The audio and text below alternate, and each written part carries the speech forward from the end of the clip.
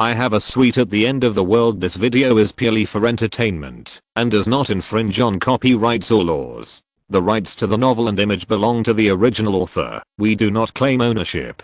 Don't like waiting and want to listen to this fanfic in full now? Subscribe to our Patreon, where you'll find the best fanfics. Chapter 776, Breaking the Ice and Landing. The cold wind is like a knife, using the earth as a chopping board and all living things as fish. The snow is flying for thousands of miles, using the sky as a furnace, melting everything into silver. When Jiang Chen saw the snowflakes flying all over the sky, whistling into white walls like fog in the storm, he couldn't help but think of what Mr. Jin said. The good luck seemed to have run out. Near the coast of King George V, the Pathfinder encountered a blizzard from the polar regions. Bean-sized ice blocks slammed on the research ship, but the Pathfinder, which was designed for severe weather, would not be thrown off balance by such a storm. Because he was not sure where the eye of the storm was, in order to prevent the Pathfinder from capsizing, Captain Marshall turned the wide icebreaker bow directly in the direction of the storm, and then dropped anchor, to wait for the storm to pass. After waiting for a long time, the leader of the research team simply gathered the research team and the crew together. About 50 people set up 5 tables, and cooked hot pot in the cafeteria. Several Californians who couldn't eat chili peppers stuck out their tongues due to the spiciness, which attracted the laughter of others. There was a storm outside, and the hot pot was lit in the house. This feeling was really extraordinary. Jiang Chen, who hadn't eaten hot pot for a long time, enjoyed it so much for the first time. He ate several bowls of rice in a row. Seeing that the chairman was so friendly, the members of the inspection team also relaxed a lot. A very cute girl kept adding rice to his bowl. Everyone present, whether white, black, or yellow, could speak Chinese. Everyone ate meat and drank while chatting happily. However, Garrett and his friends were stubborn and didn't drink. As soldiers of the Sea Lion Special Forces, protecting Jiang Chen's safety was their first priority. Not to mention not drinking a drop of alcohol. They had to change shifts in strict discipline when eating. Although he felt sorry for these soldiers, Jiang Chen didn't say much. Discipline is discipline. For soldiers, discipline is above everything. Since this is the team led by Garrett, he has the final say in everything. Jiang Chen knew very well that if he, as the chairman, made random comments, it would only cause trouble for others. In this way, the storm continued until the next morning. The Pathfinder put away the anchor chain, adjusted its course, and continued to move along the George V coast. In the captain's room, Captain Marshall was hanging a cigar, looking at the position of the line on the map and frowning slightly. After a while, he took off the cigar and cast his inquiring eyes to Jiang Chen, who was leaning on the side with his arms folded. Just 10 minutes ago, the chairman of the group found him and suddenly asked him to change the original landing site and deploy the research station at this location on the map. Why choose to build a research station here? Whether it is climatic conditions or supply costs, this place is far inferior to Ross Bay, Marshall asked, pointing to the red circle on the map with 2 fingers holding the cigar. But the nearby sea area has rich methane hydrate reservoirs. Jiang Chen shrugged. It is true that there are rich methane hydrate reservoirs on the seabed, but this is not the deeper reason. This place is closest to the coordinates on the codebook, which is the real reason why he chose this place. The reason why the news was not disclosed before, and Captain Marshall was suddenly found now, was mainly because they were worried that there were too many people on the ship and the secret might be leaked in advance. It's too chaotic. Marshall shook his head, sighed, and looked at the first mate. Slow down the speed. The landing place has changed.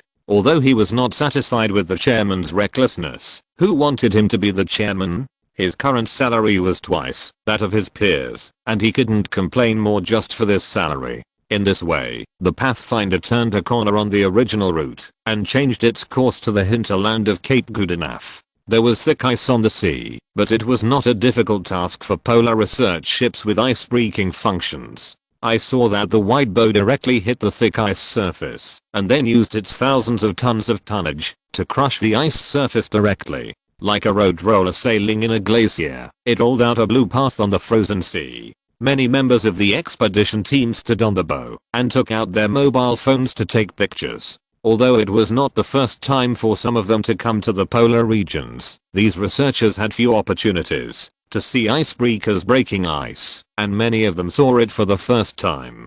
Jiang Chen was also standing at the bow. This was his first time seeing how an icebreaker worked. He had always thought that icebreakers use the bow to cut, but he did not expect that in fact, icebreakers use their own weight to press. Luckily, we did not encounter a thick layer of ice that could not be pressed, and the explosives we brought were useless. This is the best. Standing in the air-conditioned cabin, Captain Marshall wiped the sweat from his face and looked at Jiang Chen, who was pushing the door in. "Close the door quickly, my sweat is about to freeze."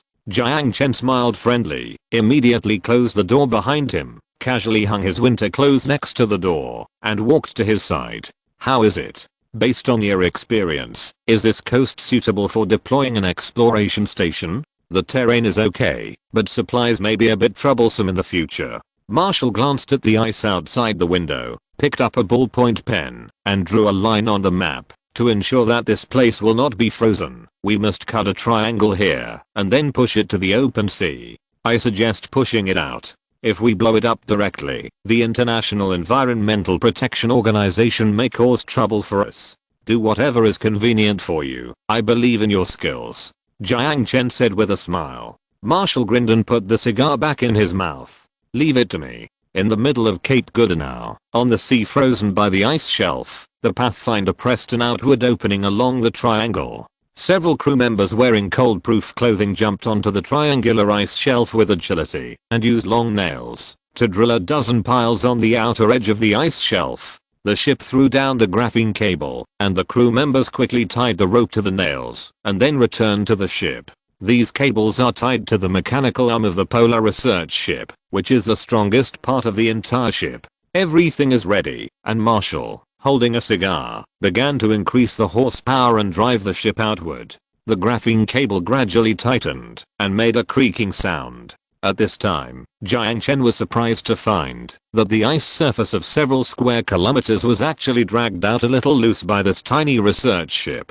Don't be fooled by the scary size of the ice. We just need to give it an acceleration, and it will move out by itself, Marshall said with a smile, pointing out the window. "These cables are really strong, much stronger than the steel cables we used before. Those cables are too weak. Not only are they easy to break, but they can also easily hurt our own people."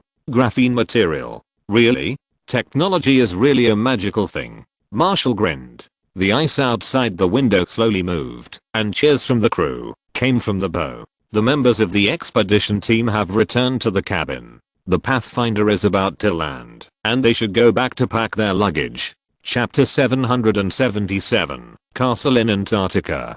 To be honest, April is not a suitable month for Antarctic exploration. On December 22nd, the winter solstice, Antarctica sees polar day. January and February are the months with the brightest light, making them the most suitable for traveling or exploring Antarctica. On June 22nd, the summer solstice, the sun shines directly over the Tropic of Cancer, and Antarctica will usher in polar night, with 24 hours of darkness. It is now mid-April. After entering the Antarctic Circle, the sun is hanging not far above the sea level, as if it could set at any time. However, Jiang Chen does not have the patience to wait until next year. The 10-meter-long mechanical torsion arm unfolded and deployed containers one after another on the white coast. The crew of the expedition also boarded the small boats lowered by the expedition ship and landed on the ice-covered coast one after another. Before boarding the ship, everyone consciously used a vacuum cleaner to clean every corner of their pockets to prevent seeds or other organisms from being brought to Antarctica. This is an iron rule that all explorers who land in Antarctica must consciously abide by. The Antarctic ecosystem is extremely fragile, and ecological disasters caused by species invasion must be strictly prevented. Finally, after finishing all these troublesome things, Jiang Chen took the last boat and landed on the continent of Antarctica. He received the flag of the new country from the excited members of the expedition team. Under the cheers and encouragement of the crowd, Jiang Chen planted the blue flag high above the white desert. The 9 stars symbolizing the 9 islands of the Panu Islands fluttered in the wind, and the palm leaves surrounding the 9 stars symbolized victory. The first Antarctic research station of our new country must be named by the chairman. Everyone, don't you think so? The leader of the expedition team named Higeo said excitedly. Yes, yes, please give it a name. Someone immediately responded with a whistle. Haha, why not just call it the Future Man Research Station? Too uncreative. Facing the enthusiasm of the members, Jiang Chen smiled and thought seriously for a moment. With his naming ability, I'm afraid he can't think of a good name. Future Man? He was almost tired of hearing this name. The expedition team is not a company, but a scientific research unit. There is no need to make it like his chain store. Let's call it the Antarctic Gull. The seagull is the national bird of the Panu Islands, and it has not changed even after the regime change. It is said that the first colonists who arrived in the waters of the Panu Islands were officially saved by the seagull, so the colonists who first arrived in the Panu Islands regarded the seagull as the messenger of God. The name of the Antarctic Gull Research Station was unanimously agreed by the expedition team. It happened that they came in a hurry and had not yet given the expedition team a decent name. Higeo simply held a vote in the group and named the expedition team the Antarctic Gull Research Team. At this point, the first research station of the new country in Antarctica was established. It is called the Antarctic Gull. With the help of the crew, the members of the expedition team began to take the equipment out of the container. First set up a radio in the snow, then unfolded a dome-shaped house like a tent, and then a simple port. Not far away, the stupid penguins stood in a row, with their white bellies sticking out, flapping their wings from time to time, watching these stupid humans. In order to avoid affecting these cute animals, the research station was located as far away from their range of activities as possible. Just as the members of the expedition team started working, Jiang Chen, with Garrett and several members of the Sea Lion Special Forces, prepared to move towards the heart of Antarctica. Where are you going? Seeing Jiang Chen preparing to leave the camp, Higeo put down his work and walked forward. There was a blizzard just now. It is possible that it will happen again. Going out now. I'm just going out for a walk. Jiang Chen reached out and patted the polar car next to him. There are supplies on it. Even if you encounter a blizzard, you don't have to worry. Seeing that Jiang Chen insisted on going out, Higeo did not dissuade him anymore and watched the two polar cars go away into the white desert. The headlights emitted a beam of light that seemed to be real, illuminating the road ahead. The two off-road vehicles drove on the road one after the other, throwing back billowing snow dust and heading south. These two polar off-road vehicles named Grizzly P3 are Russian products and have proven their reliable performance on the Siberian icefield. The two heavy tires rolled over the snow smoothly and they were unimpeded, no matter what kind of terrain. A vehicle can seat up to 6 people and carry up to 5 tons of supplies, which even exceeds the load capacity of some small trucks. Garrett held the steering wheel, glanced at the coordinates on the in-car map, and then looked at Jiang Chen who was sitting in the passenger seat with his eyes closed. Sir, can you tell us what the mission is now? Treasure hunt. Garrett's eyebrows twitched, and he looked at his chairman with a sweat on his face.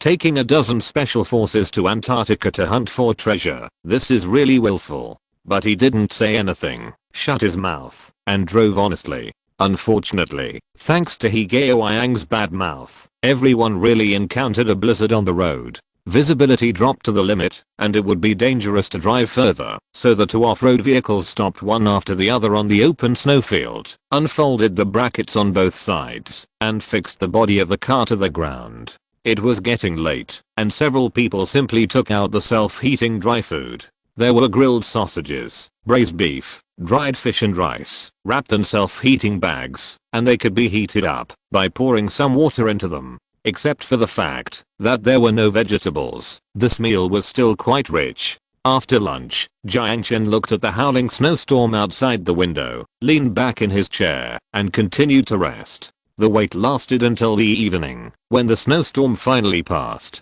The two grizzlies continued on their way. On the way, Jiang Chen called the camp and decided not to go back tonight. But when we say night, it actually refers to the time period from 1800 hours to 8 o'clock in 24 hours. In April in Antarctica, the daybreak only lasts for a short while at noon, and it gets dark early. Not far away, you can still see wisps of dreamy aurora. Looking at Garrett, Jiang Chen asked casually, "Where are we already?" Garrett clicked twice on the in-car map and zoomed in on the area. "We have already gone deep into the heart of Wilkes Land. The terrain ahead is very undulating, and we are close to our destination. Should we go directly there, or wait until tomorrow morning?" "Go directly there. Maybe we can spend the night there," Jiang Chen said. Garrett was stunned for a moment, not understanding what Jiang Chen meant by spending the night there. But since it was the chairman's order, he nodded and turned his attention back to the road ahead. After crossing the plain, everyone came to a mountain range covered with snow. "There's a mountain ahead, and the blizzard is blowing non-stop. Let's go back. Forward." "Listen to me," I said. "Forward." At Jiang Chen's urging, Garrett bit the bullet and drove the off-road vehicle into the mountainous area where the blizzard was howling. The wind was howling, and the car windows were crackling. The heavy snow was like a tide, and even extinguished the thick light beams of the headlights. Just looking out the window, the soldiers sitting in the car could feel the biting cold wind. As the distance gradually approached, Jiang Chen's heartbeat gradually accelerated, and he held his breath. Finally, after passing through layers of wind and snow, everyone broke through the shackles of nature and came to this life-forbidden zone guarded by the blizzard, unveiling the veil that had been covered for decades. A beam of light sprinkled on the concrete wall embedded in the glacier, like a castle covered with ice and snow. When they saw the frozen fortress, everyone held their breath. Jiang Chen stared at the huge gate embedded in the glacier, clenched his fists, and his eyes flashed with unspeakable excitement. Finally, found it. Chapter 778 Two Explosions. If there is any similarity between this place and the shelter in the end of the world, it is probably that it also does not preserve any living people. The swastika symbol was frozen in the ice crystals, just like being locked in a coffin. The iron gate, about 5 or 6 meters wide, stood in the corner of the stone wall, buried by the snow, leaving only a crack on the upper edge. No matter how you think about it, it is unlikely that there are living people here. There must be something wrong. "Tell me, boss, we are now in the Alps in the northern hemisphere, not at the southernmost tip of the earth." Looking at the swastika flag, a soldier whispered in the communication channel. Garrett also widened his eyes and looked at the symbol on the door in disbelief. He did hear the story of the Nazis and the Antarctic shelter, but he never took the story seriously. But what he saw before him overturned his 3 views. Treasure hunt, about the treasure of the Third Reich. Jiang Chen got off the polar car and turned on the communication screen and said with a smile. After a long while, Garrett finally blurted out a word. "How is that possible?" "But it's true." Jiang Chen shrugged. "Besides, it's getting late. If you don't want to stay here too long, let's get to work." Although he had a lot of questions in his mind, Garrett swallowed them. Back to the car, he and several soldiers took out the engineer shovels. With the help of the mechanical exoskeleton, they swung the shovels like a windmill and soon dug a hole in the steel hard ice. "It's probably half a meter thick." Garrett wiped the snow off his face and touched the iron door with the engineer shovel. White mist floated around his mouth. "Maybe 1 meter. Damn, this door has been frozen so hard that it doesn't look like steel." "What does it look like?" "Like stone." Leaning against the polar car, Jiang Chen smiled. The strong wind was still howling, leaving little time for everyone. There was no keyhole or handle on the door, as if it had no intention of opening after it was closed. Facing the sign door embedded in the glacier, Jiang Chen ordered the most primitive method, blasting. "That's right, use explosives directly. Although there is a risk of causing an avalanche, this is undoubtedly the fastest and safest method. And as long as the amount of explosives is properly controlled, this risk should be reduced to a minimum." Garrett assured him so. Having served in Iraq and Afghanistan, he is very skilled in the use of bombs. But to be honest, he is not very sure about using this thing in an icy and snowy environment. Considering the amount of explosives and the angle of blasting, Garrett attached the strip of bombs to the iron door of unknown thickness. He gestured to his comrade beside him, and then pressed the switch. The fire flickered, the explosion sound was drowned in the wind and snow, and the heavy door panel was blown inside.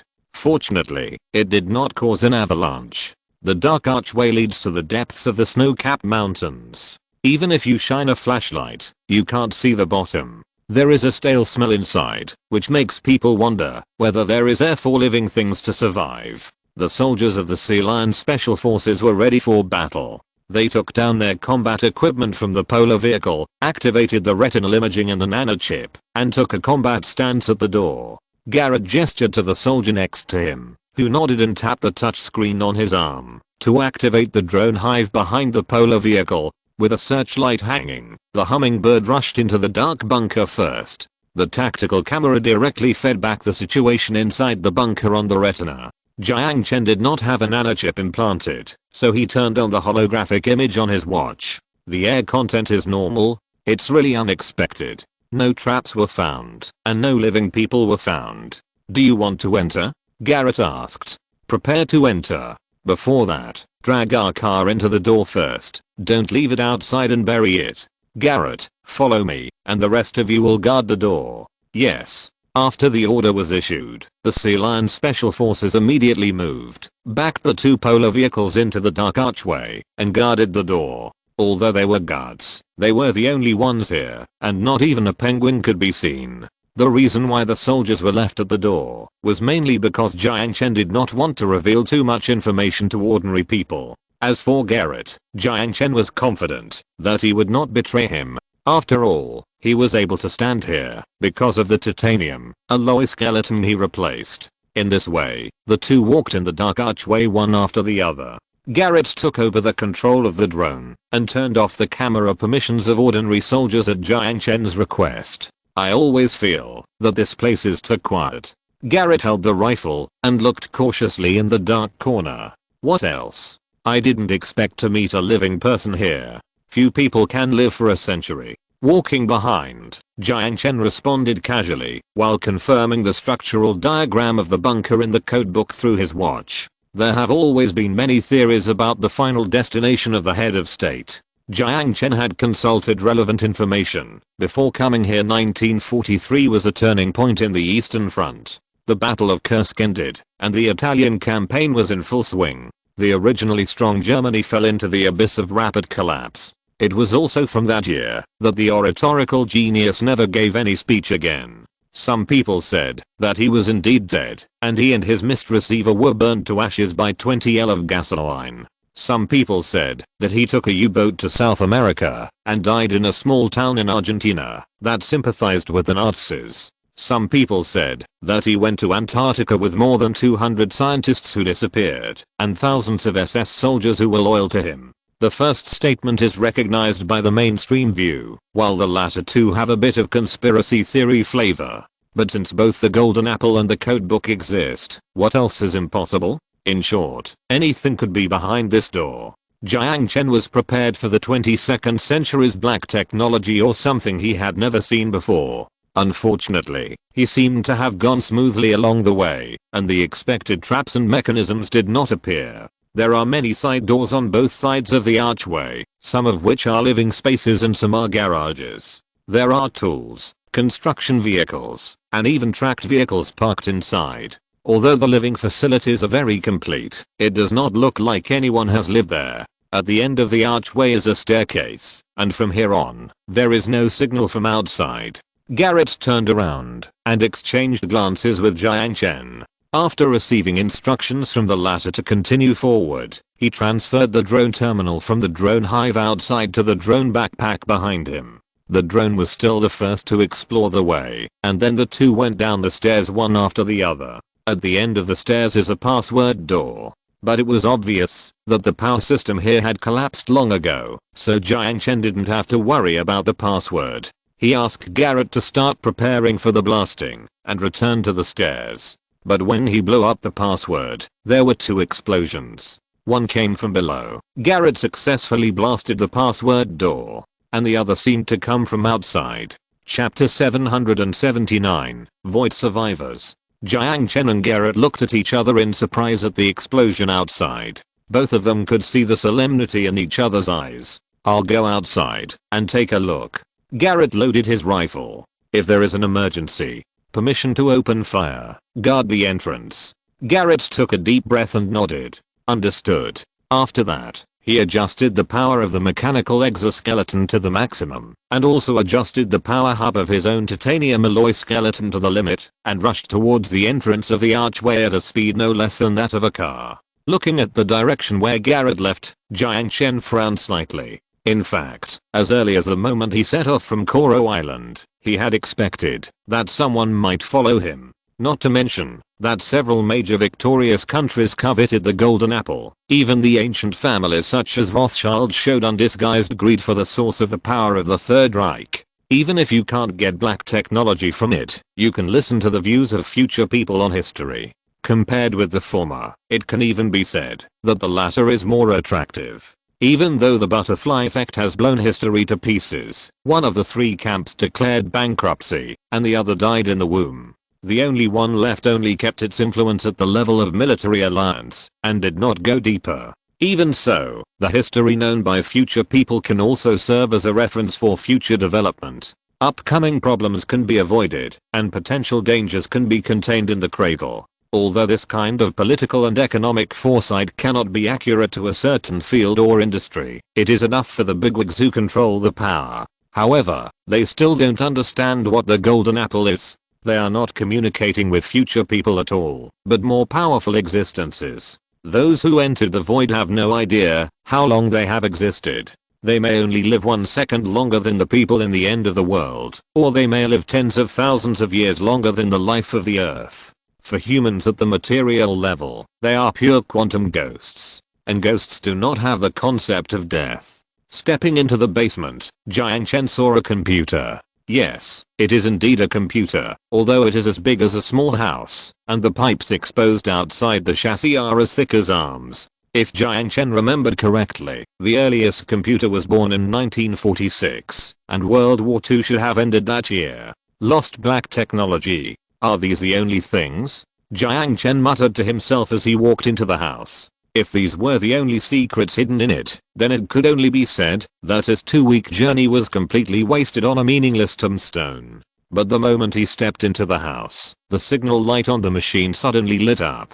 The red lights turned on one after another, and the power system hidden somewhere supplied electricity to the machine. The harsh buzzing sound made Jiang Chen take 2 steps back, but soon it returned to normal. Or rather, it was completely abnormal. When the hoarse electric current sounded, Jiang Chen's eyes widened in disbelief, and he was completely stunned. Hello, compatriots on World Line B. I'm glad to be able to get back in touch with you. Jiang Chen was wrong about one thing. This damn thing was not a computer at all, but a walkie-talkie that crossed dimensions. Boom.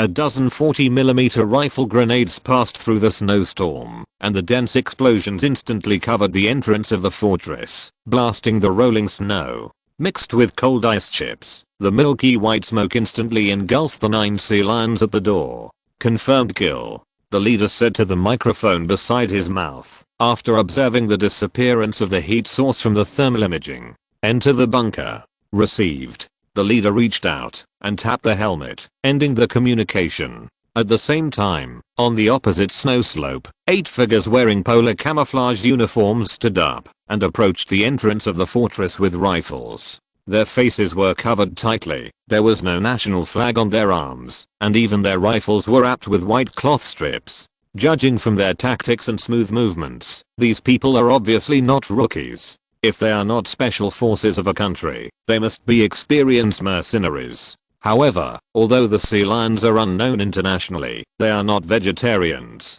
The moment 8 mercenaries holding rifles with thermal imaging stepped into the snowy area covered by white fog, gunshots suddenly rang out. The orange-yellow trajectory tore through the smoke, and before they even had time to lie down, the 8 mercenaries were shot into sieves by the sea lions that had been prepared long ago. The defense of the mechanical exoskeleton is no joke. Although the rifle grenade caught everyone off guard, it only caused minor injuries to a few unlucky guys at most, and it was not a big deal at all. The vanguard was completely wiped out, and the unknown armed forces that ambushed the sea lions were caught off guard, but they quickly reacted, and several firepower points immediately tilted their firepower towards the entrance of the fortress. Damn. Where did these guys come from? A sea lion fell behind a snow pile, took over the mobile shelter thrown by his comrade, and stabbed it hard into the ground. The tripod was nailed into the snow, and the alloy plate unfolded upwards, blocking the front of the sea lion. The other few also dispersed, set up bunkers at the entrance of the fortress, set up rifles, and started to fight back. The cold temperature made the gunshots unpleasant to the ear. In such a horrible weather, the trajectory of the bullets was abnormally erratic, and they flew willfully with the howling blizzard. The trajectory of the tracer bullets drew unpredictable arcs in the open space between the two sides. Even the sea lions with their Reaper assault rifles could not get any advantage. The opponent had a complete advantage in numbers. According to the information fed back by the life radio device, the opponent had at least 100 people, more than 10 times the number of the sea lions. The sea lions won in terms of equipment, whether it was heat source shielding, or the bulletproof ability of the mechanical exoskeleton. Damn it. Kens, what's going on outside? Who are they? Having already run to the door of the bunker, Garrett quickly entered combat mode, leaning against the door while fighting back, and shouting in the communication screen. The man called Kens was the deputy captain of the Sea Lion Special Forces. However, he was also confused at the moment, and had no idea who was attacking from the opposite side. I want to know too. But I think we can only know if we win. There are too many of them. If they get around our flank, it will be troublesome. Besides, we don't know if they have reinforcement. A sea lion shouted. I hope not. Whoosh. Suddenly a sharp whistle interrupted the man's words, and an explosion sounded in the position, and the broken snow caught Garrett and others off guard. Fortunately, there were no casualties. Shit, aren't they afraid of an avalanche? As he was talking, another mortar hit him. The explosion caused a lot of trouble for the sea lions, but fortunately, because of the blizzard, the opponent's shells basically fell into the air. But if this continues, sooner or later their good luck will run out. Garrett did not panic. He captured the position of the enemy unit from the life signal detection device and calmly gave instructions to the team. Teams, you take 2 people to go around from the side. Leon, you go to the small hill in the middle direction of 4 o'clock with your sniper rifle. The rest of you, follow me to defend here. Use our guns to show them who is the real elite. Understood? The cold is much better. It will break out tomorrow or the day after tomorrow. Chapter 780, Gift from the Void.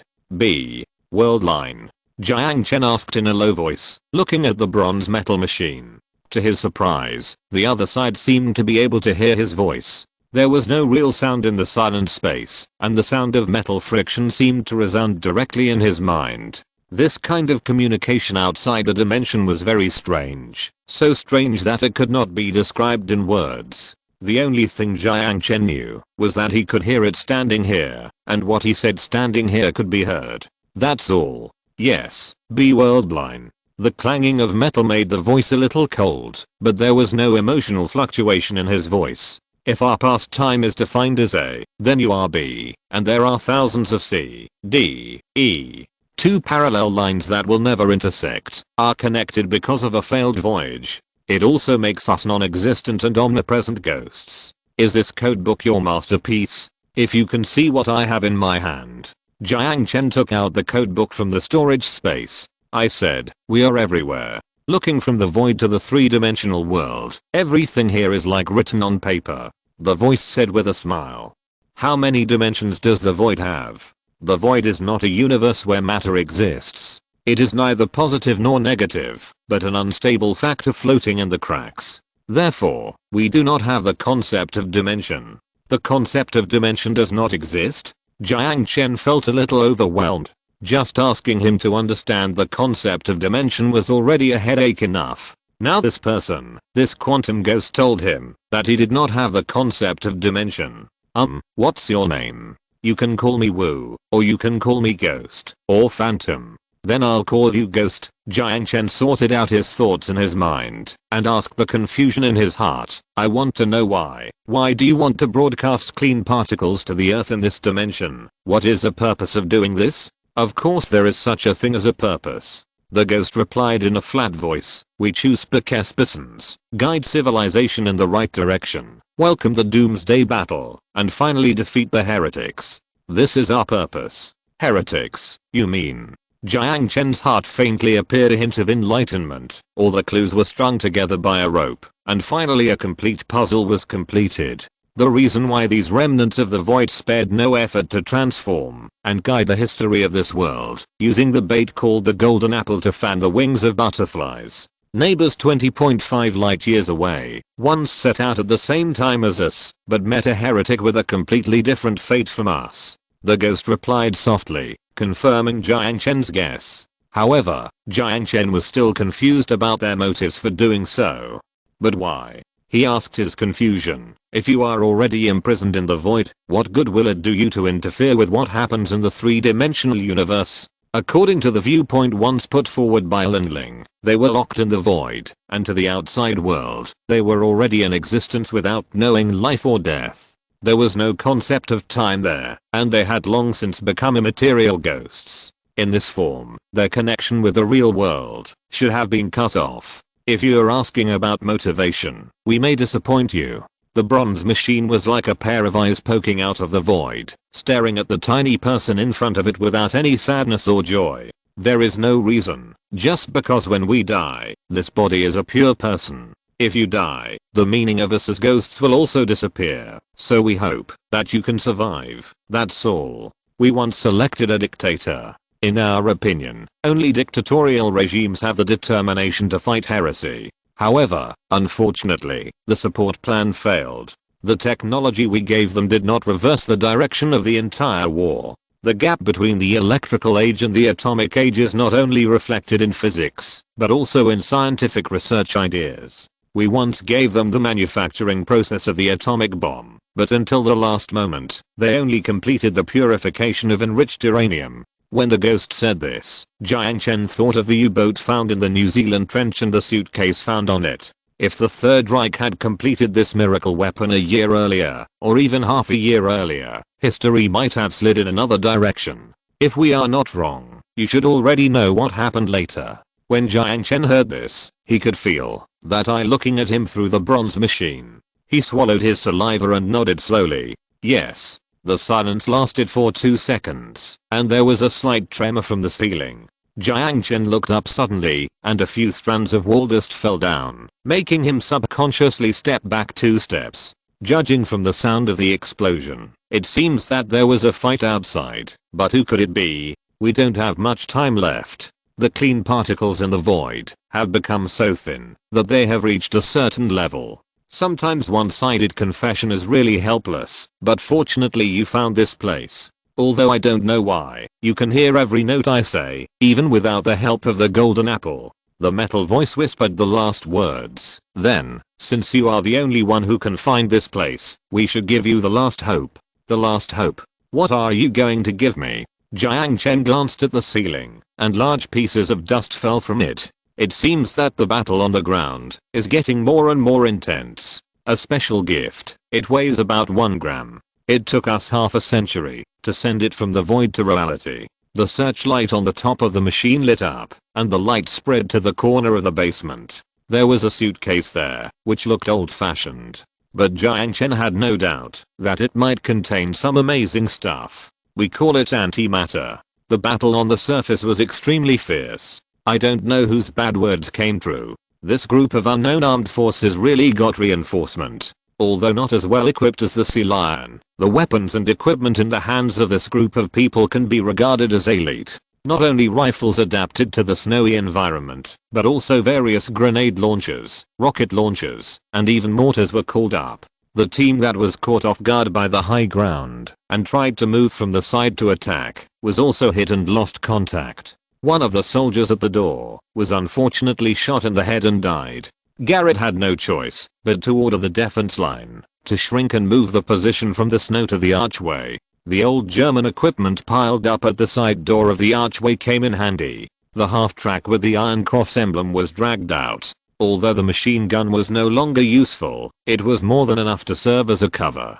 Shit, are they crazy? With blood on his forehead, Garrett gritted his teeth and changed the magazine. He stuck behind the shaking tracked vehicle and poked out his rifle to fire back. There were 10 people, and now only 5 were left. Liam's whereabouts were unknown, and Keen's took 2 brothers to guard the flank, which seemed to be in danger. However, the soldiers on the opposite side seemed to be endless. At least 10 of them had fallen under his gun, but the other side had no intention of retreating. Thinking of those dead brothers, Garrett's pupils flashed with anger, and his teeth were almost broken. There was no doubt that they had been forced into a dead end. But at this moment, footsteps suddenly came from the back they were protecting. The footsteps were heavy and powerful, accompanied by the sound of steel colliding. Looking at the thing that walked out of the shadow, Garrett stared blankly. Not only him, but other soldiers also stared at the figure deep in the tunnel with their eyes wide open, and they were speechless for a while.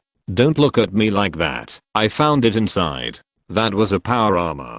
Garrett recognized it because he had received relevant training. But why did the power armor appear here? There was no explanation, and no explanation was needed. Raising his arm behind him, Jiang Chen shook out the miniature machine gun on his right arm. The flying bullets only left a shallow white mark on his front armor, not hurting him at all. He glanced at the wounded crawling behind the bunker, and looked at the hole where the bullets were flying, and a grim smile appeared on his lips. The game officially begins. Chapter 781, One-sided battle. Team-A lost contact. I repeat, Team-A lost contact. Damn, what kind of monster is that? Bring the bazooka. Quick. Shit. Ah, my leg. Ah. The situation was reversed in an instant. Jiang Chen and his group, who were originally forced into a dead end, suddenly killed a monster covered in steel. The bullets hit him like tickling, and the revolver machine gun on his arm tore the flesh and blood that blocked his steps. The radio was filled with the sound of gunfire, and after the defense line was breached, there were the screams of soldiers, followed by chaotic electric current sounds. On the polar expedition ship dozens of kilometers away, in the cabin that served as the temporary command center, everyone fell silent. According to the news from the front line, they could only draw one conclusion. The operation failed. At the same time, a question emerged in everyone's mind. The Poison Arrow mercenary group is a top mercenary group in the Arrowhead military company, and is widely active in hotspots such as Ukraine and Syria. Whether in terms of equipment or tactics, the Poison Arrow mercenary group can be regarded as an impeccable elite. However, why did the situation that was originally in an advantageous position suddenly turn into a one-sided massacre? Could it be that inside the research ship, everyone looked at each other, and everyone saw a deep fear in each other's eyes? Could it be that Jiang Chen had found something in that fortress, such as a miracle weapon, that the Nazis had not yet used? This is too much. A tall and thin Jewish man threw his hat on the table, and pulled his hot collar. Fergus, turn down the air conditioner, it's too hot. Yes. The man called Fergus took a deep breath, nodded nervously, and walked towards the remote control placed by the window. At this moment, a harsh friction sound came from the radio, as if someone had picked up the microphone that had fallen on the ground. After a while, a hoarse voice came from the other side, making everyone present hold their breath. Zizzy. Good evening. The silence lasted for a few seconds, and no one answered.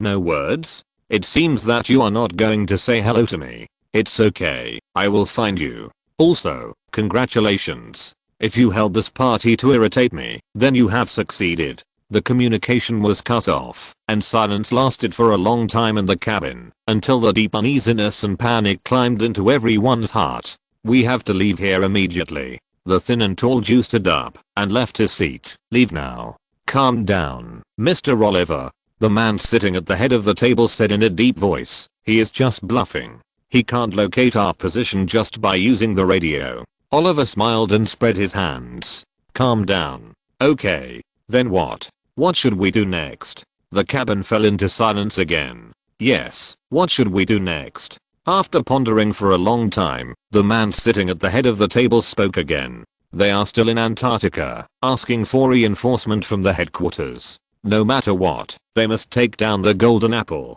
Yes. Everyone present nodded.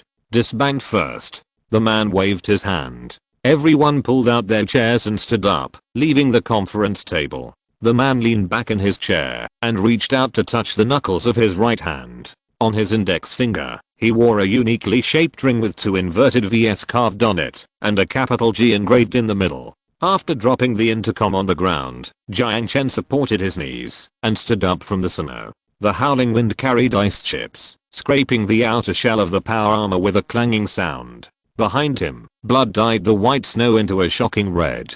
Corpses fell in a pool of blood, and rifles were thrown to the side in all directions.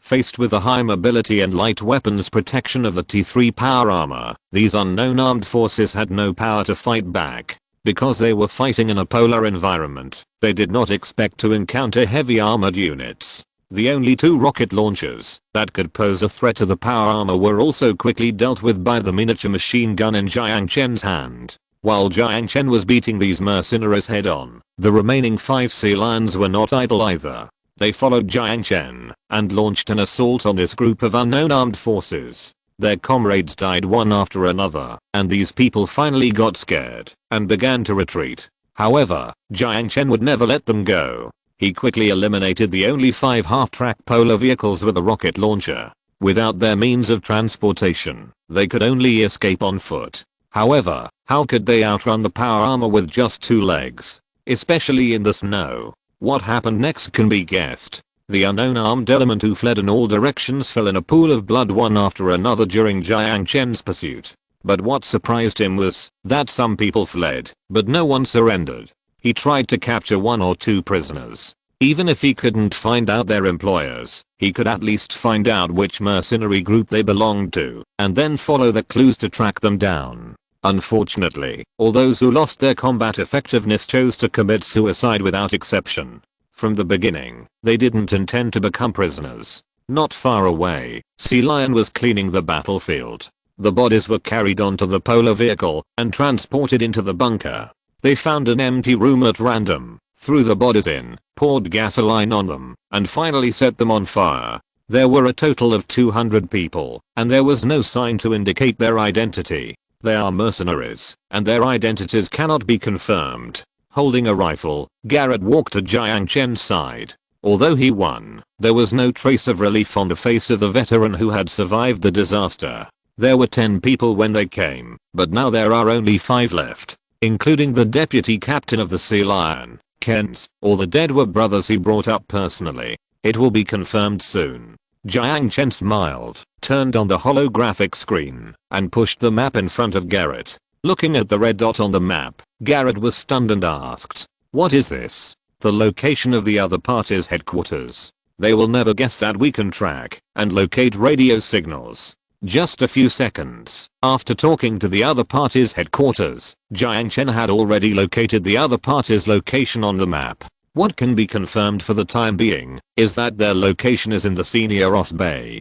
Because the Sky IX-1 satellite cannot take pictures here, it is not possible to confirm what is there for the time being. But it doesn't matter, anyway, he will go there in person later. "I'll go and kill them." Garrett gritted his teeth and said, "No, you take your people back to the research station first."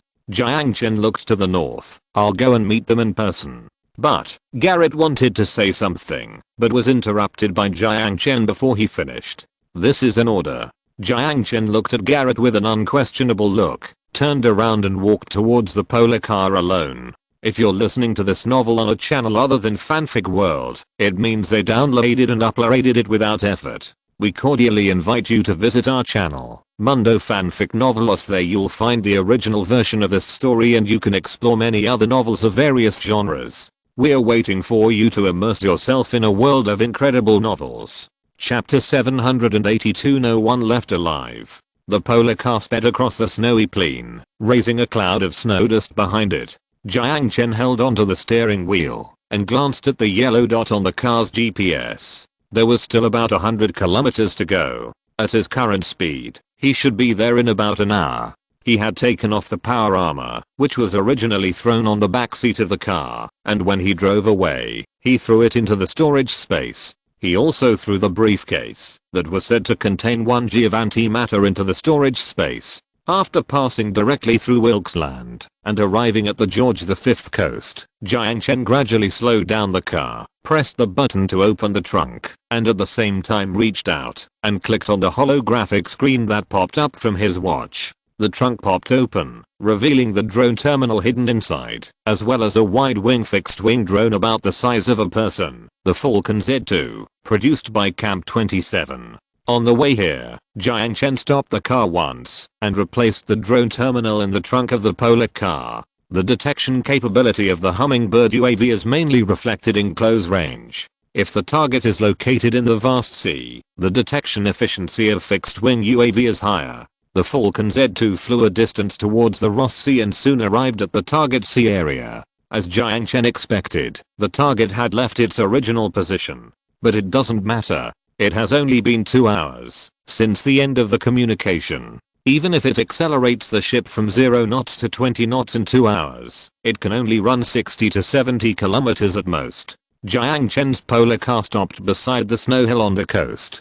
Jiang Chen squatted down and touched the little penguin that came over and then focused all his attention on the watch connected to the UAV terminal. The Falcon circled the target sea area twice and quickly locked the target. It was a polar research ship. From the outside, it looked no different from other research ships, but when the Falcon Z2 turned on the life detection device, it found nearly 200 life sources on the ship. For a polar research ship, it is obviously abnormal to have so many people. Having determined the target, Jiang Chen immediately took out the amphibious mechanical exoskeleton for diving from the storage space and put it on the outside of the cold-proof suit. After checking the equipment, he took a deep breath and jumped into the sea. The biting cold was blocked outside the cold-proof suit. Jiang Chen turned on the propulsion device behind him, maintained a water depth of about 5 meters, and moved straight in the direction on the map. In the captain's room, Griffin sat at the table, looking at the black circle marked in the heart of Antarctica on the map, and gradually frowned. There was the legacy of the Third Reich, the treasure that their Freemasons had been pursuing for nearly a century. I didn't expect that he would actually crack it. It seems that Mr. Rothschild is right. This Jiang Chen is indeed not simple. Griffin tapped his fingers lightly on the map, leaned back in his chair, and looked at the ceiling. Since Mr. Rothschild has told you that this Jiang Chen is not simple, I don't quite understand why you are still courting death. The cold touch on his neck suddenly startled Griffin. At some point, a man covered in black combat uniforms stood behind him, holding a dagger against his throat. I advise you not to do anything that would hurt yourself, the man in black said with a smile, while pressing the dagger down a little. Feeling the sharpness of the dagger piercing his skin, a drop of cold sweat slid across Griffin's forehead. He slowly took out his right hand, that was in his pocket, and reached for the gun, and placed both hands on the table. Who are you? Who am I? The man in black smiled. When asking someone's name, shouldn't you introduce yourself first? Griffin Tours, the head of the French Antarctic expedition. The dagger against his throat tightened a little more, and Griffin stopped talking tremblingly. Don't pretend with me, it's a waste of time, the man in black said impatiently. Antarctic research ship? Do you need to bring guns and bullets to Antarctica for a search? I'll do it for you one last time. Who are you, and why are you attacking me? You are Jiang Chen? Griffin opened his eyes in surprise. Jiang Chen held the dagger silently and said calmly, I will count to 3. In 3 seconds I will cut off your right ear, and then I will count again. You are playing with fire. Do you know who you are against? 3. However, Jiang Chen ignored him. A drop of cold sweat slid down Griffin's forehead. Don't do that. 2. His hands began to tremble, and beads of sweat oozed from his forehead. Ignoring all this, Jiang Chen calmly read out the last number. 1. It's the Freemasons. Let me go. I was just instructed by someone. Griffin confessed his identity while trembling. Freemasons? What is that? Jiang Chen was slightly stunned and frowned. Just when Jiang Chen was about to ask something further, there was a click from the door of the captain's room. At the same time, there was a sizzling sound of a balloon leaking air from the ceiling.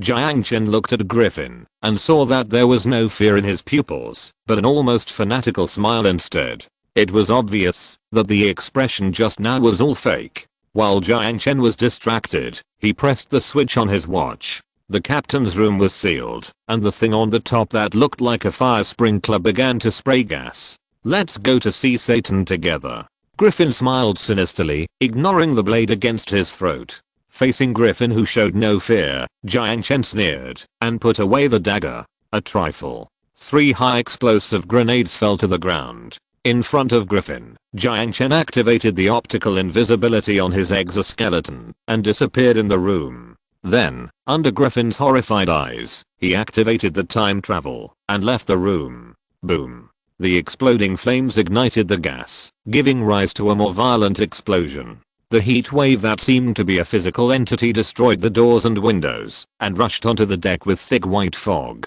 The crew member who was accidentally burned wailed and fell to the side, and the first mate hurriedly directed the crew to put out the fire. The mercenaries on the ship rushed to the captain's room where the explosion occurred in full gear, but before they could get close to the stairs, they were suppressed back to the bunker by the rain of bullets falling from the sky. Bullets jumped between steel, playing a symphony of ping pong. Jiang Chen walked out of the smoke with orange-red gun flames. His steel armor was like the armor of a Hell Knight, wielding a sickle called Bullet to harvest fresh lives. Along with the endless gunshots, screams came one after another. In order to avoid the strafing of the rotary machine gun, the crew on the deck jumped into the sea in panic. But jumping into the sea with floating ice in down jackets was actually no different from committing suicide. If they could not swim more than 10 meters, they would lose consciousness due to the cold and eventually sink to the bottom of the sea and drown. Go to hell. A mercenary carried out a rocket launcher and pulled the trigger at Jiang Chen. Dozens of orange-yellow bullets penetrated the mercenary's body without any suspense. With the vortex engine behind him spraying, Jiang Chen easily dodged the unguided rocket and raised his minigun to crush it back with the accumulated firepower. Blood flowed from the bow to the stern. When the smoke from the minigun dissipated, there was no living person on the entire deck. Next was the cabin. Chapter 783 Return. The attackers were the Poison Arrow mercenaries, which belonged to the Arrowhead Military Company registered in Madagascar. Speaking of which, this company had some grievances with Singapore before. The Philippines once hired it to take military action against Singapore, and it openly attacked on the street and tried to kidnap Jiang Chen. Although the team sent to Koro Island was wiped out on the island, and Jiang Chen later dismembered this rogue country by supporting the Moro Liberation Organization, he never paid much attention to this military company located in Africa. This time they were hired by the Freemasons to attack Jiang Chen and others who were exploring the polar regions, killing 5 sea lions and injuring the remaining 5 people to varying degrees. But the blood debt has been paid. After using truth serum to get information from several captives, Jiang Chen ended their suffering. After using EMP to clean up the electronic equipment on the polar research ship and eliminating the possibility of being located, Jiang Chen drove the ship to the open sea. After lowering the speedboat on the ship and installing explosives on the deck to blow it up, he drove the speedboat back to the shore next to the polar car, put the speedboat into the storage space, and drove the polar car back to the camp. Facing the question from the head of the expedition team about the casualties of the Sea Lion Special Forces, Jiang Chen did not respond, but just said that they encountered a storm. Although the wounds on Garrett and others did not seem to be caused by hail. After returning to the Antarctic Gull Research Station, Jiang Chen went directly back to the ship and locked himself in his room. Freemasonry, Rothschild, Arrowhead Military Company, Golden Apple, 1G Antimatter. All these keywords are entangled together. He now needs to sort out this information and think about future countermeasures. Freemasonry? Jiang Chen pinched the ring in his hand and observed the lines on it. This ring was taken from Griffin's hand, with 2 V's facing each other, and a capital G in the middle. Jiang Chen couldn't figure out anything from the pattern. He thought it was the symbol of the Freemasons. Shaking his head, Jiang Chen put the ring aside. One thing is certain, there must be a connection between Rothschild and the Freemasons, and the purpose of his trip to Antarctica was most likely told to the Freemasons by Rothschild. This can be inferred from Griffin's mumbling. At this time, there was a knock at the door.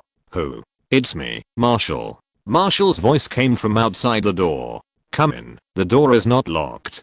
Pushing the door open, Marshall walked into the room and looked at Jiang Chen with a nervous expression. Anyone would be nervous, especially when seeing those wounded special forces soldiers and the 5 bodies in body bags, and they had no idea what these people had done in the nearly 24 hours since they went out. You're looking for me? Jiang Chen glanced at Marshall and read the nervousness in his pupils. But Jiang Chen didn't care. He just smiled. After a pause, he said in a gentle tone, "Get ready. We will leave in 5 hours and return to Koro Island." Marshall was slightly stunned and asked, "What about the expedition team? What to do?" Jiang Chen said, "The Freemasons' target was only him. There was no reason for them to attack the expedition station and make a big news in the world. If he stayed here at this time, it would bring danger to the expedition team. Now the only thing he had to do was to return to New Country as soon as possible. Only there was an absolutely safe place." But, although there were many questions he wanted to ask, Marshall's intuition told him that it was better not to say anything extra at this time. The more you know, the more dangerous it is. This is how it is played in the movies. Yes. All the confusion turned into a word. Marshall nodded and responded, turned around and left the room. The next morning, the Pathfinder prepared to return. After what happened, the expedition team was deeply uneasy about staying here. This uneasiness stems from the fear of the unknown. They don't know what Jiang Chen encountered in the heart of Antarctica, nor are they sure whether they will encounter it. After some thought, Jiang Chen finally decided to order the research station to evacuate temporarily. Although the Freemasons have no reason to attack the ordinary scientific researchers of these expeditions, since they plan to explore the fortress in the heart of Antarctica, they will inevitably land at Cape Goodenow, and there is still a possibility that the two sides will meet. It is just over a month away from June. By then, the polar night phenomenon will make Antarctica extremely cold, and the climate here will no longer be suitable for scientific research activities. Evacuating now is only more than a month early. After locking the equipment, He Gaoang finally boarded the polar research ship. Captain Marshall collected the anchor chain and ordered the Pathfinder to set sail, ending this short trip to Antarctica ahead of schedule. As for what kind of dangerous things he encountered in Antarctica, Jiang Chen explained that he encountered fully armed kidnappers. Those people knew that he would go to Antarctica, so they deliberately waited for him in Antarctica. It was a far-fetched reason. He didn't know if such an explanation would convince people, but at least it could reduce some unnecessary speculation. When he returned, he would order people to sign a confidentiality agreement with the members of the expedition team and the crew of the Pathfinder to suppress this matter. The 2-week voyage was long, but also very stable. Jiang Chen originally thought that he would be chased and intercepted by the Freemasons, but in fact they did not encounter any trouble, except for a few thunderstorms with lightning and thunder. Griffin's ship was sunk, and the Freemasons didn't even know that Jiang Chen and others had left Antarctica. It took at least 2 weeks for them to realize that Griffin was dead. The search for the sunken polar research ship may take days or even months depending on one's luck. Even if they learned through intelligence analysis that Jiang Chen had left Antarctica at the first time, they would have to face two choices: to search for Jiang Chen's traces in the Pacific Ocean, or to focus all their energy on investigating the fortress in the heart of Antarctica. But any normal person would not choose the former, because it is almost an impossible task. Even with the help of satellites, it is not an easy task to locate a research ship that is only 100 meters long on the vast sea. But if they choose the latter, they are doomed to get nothing. The suitcase containing antimatter has been taken away by Jiang Chen. In the entire bunker, apart from a lot of equipment that can be put into the museum, there is only the radio that can communicate with the survivors in the void.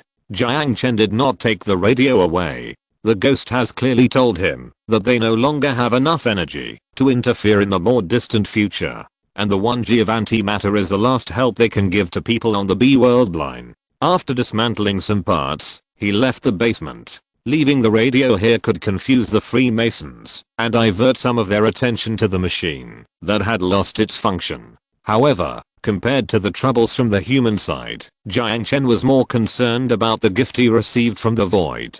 The antimatter weighing about 1G might be hope. Chapter 784. Let's make a deal. Freemasonry, literally meaning Freemasons, was formed in Britain in the 18th century. It is a religious brotherhood organization and the largest secret organization in the world. They claim to promote fraternity, kindness, virtue, and pursue the meaning of human existence. Its members include many famous people and politicians in the world. There is no definite statement about its origin. According to the explanation of the first part of its program document Masonic Charter History, Freemasonry originated in 4000 BC. They claim to be descendants of Cain, and are familiar with the mysteries of heaven, earth, nature and the universe. Since the birth of Freemasonry, there have been constant voices of doubt and opposition. The most famous one is the century-long war between the Catholic Church and Freemasonry. The initial conspiracy doubts came during the French Revolution, when Freemasonry was suspected of supporting the movement to overthrow the monarchy. In the mid-19th century, the Morgan incident triggered the anti-Masonic movement in the United States. At the same time, according to unreliable rumors, many secret societies around the world have deep roots in Freemasonry. For example, the Willy Society. In addition, it is rumored that the biggest supporter of Freemasonry is the Rothschild family. According to unreliable rumors, only Lincoln and Kennedy among all the American presidents were not Freemasons. Standing in front of the desk in the study, Aisha reported to Jiang Chen the intelligence about Freemasonry that the ghost agent had collected. So they are all dead. I think these news are more like conspiracy theories in novels than rumors. Leaning back in the chair, Jiang Chen put his fingers on his chin. 3 days ago, he returned to Koro Island under the escort of the starring trade frigate. He has been staying in this villa these days, while sending ghost agents to Europe and North America to collect intelligence about Freemasonry. Some are smoker screens, and some are solid truths. Aisha said cautiously. That's right. The key is how we can identify these intelligence. Jiang Chen sighed, sat up from his chair, and couldn't help cursing. I thought I was going to Antarctica to relax, but I didn't expect to cause a lot of trouble. Aisha gently walked behind Jiang Chen, stretched out her arms, and wrapped them around his neck, and whispered softly in his ear, I will solve all your problems for you. Aisha's gentleness made Jiang Chen's heart slightly ripple, and a smile bloomed at the corner of his lips. Well, I have troubled you all the time. Jiang Chen squeezed her hand and said softly. The atmosphere became thicker, but at this moment, the phone on the table rang at an inopportune time. Jiang Chen was about to hang up the phone, but he saw the name on the screen, which was Carmen Rothschild.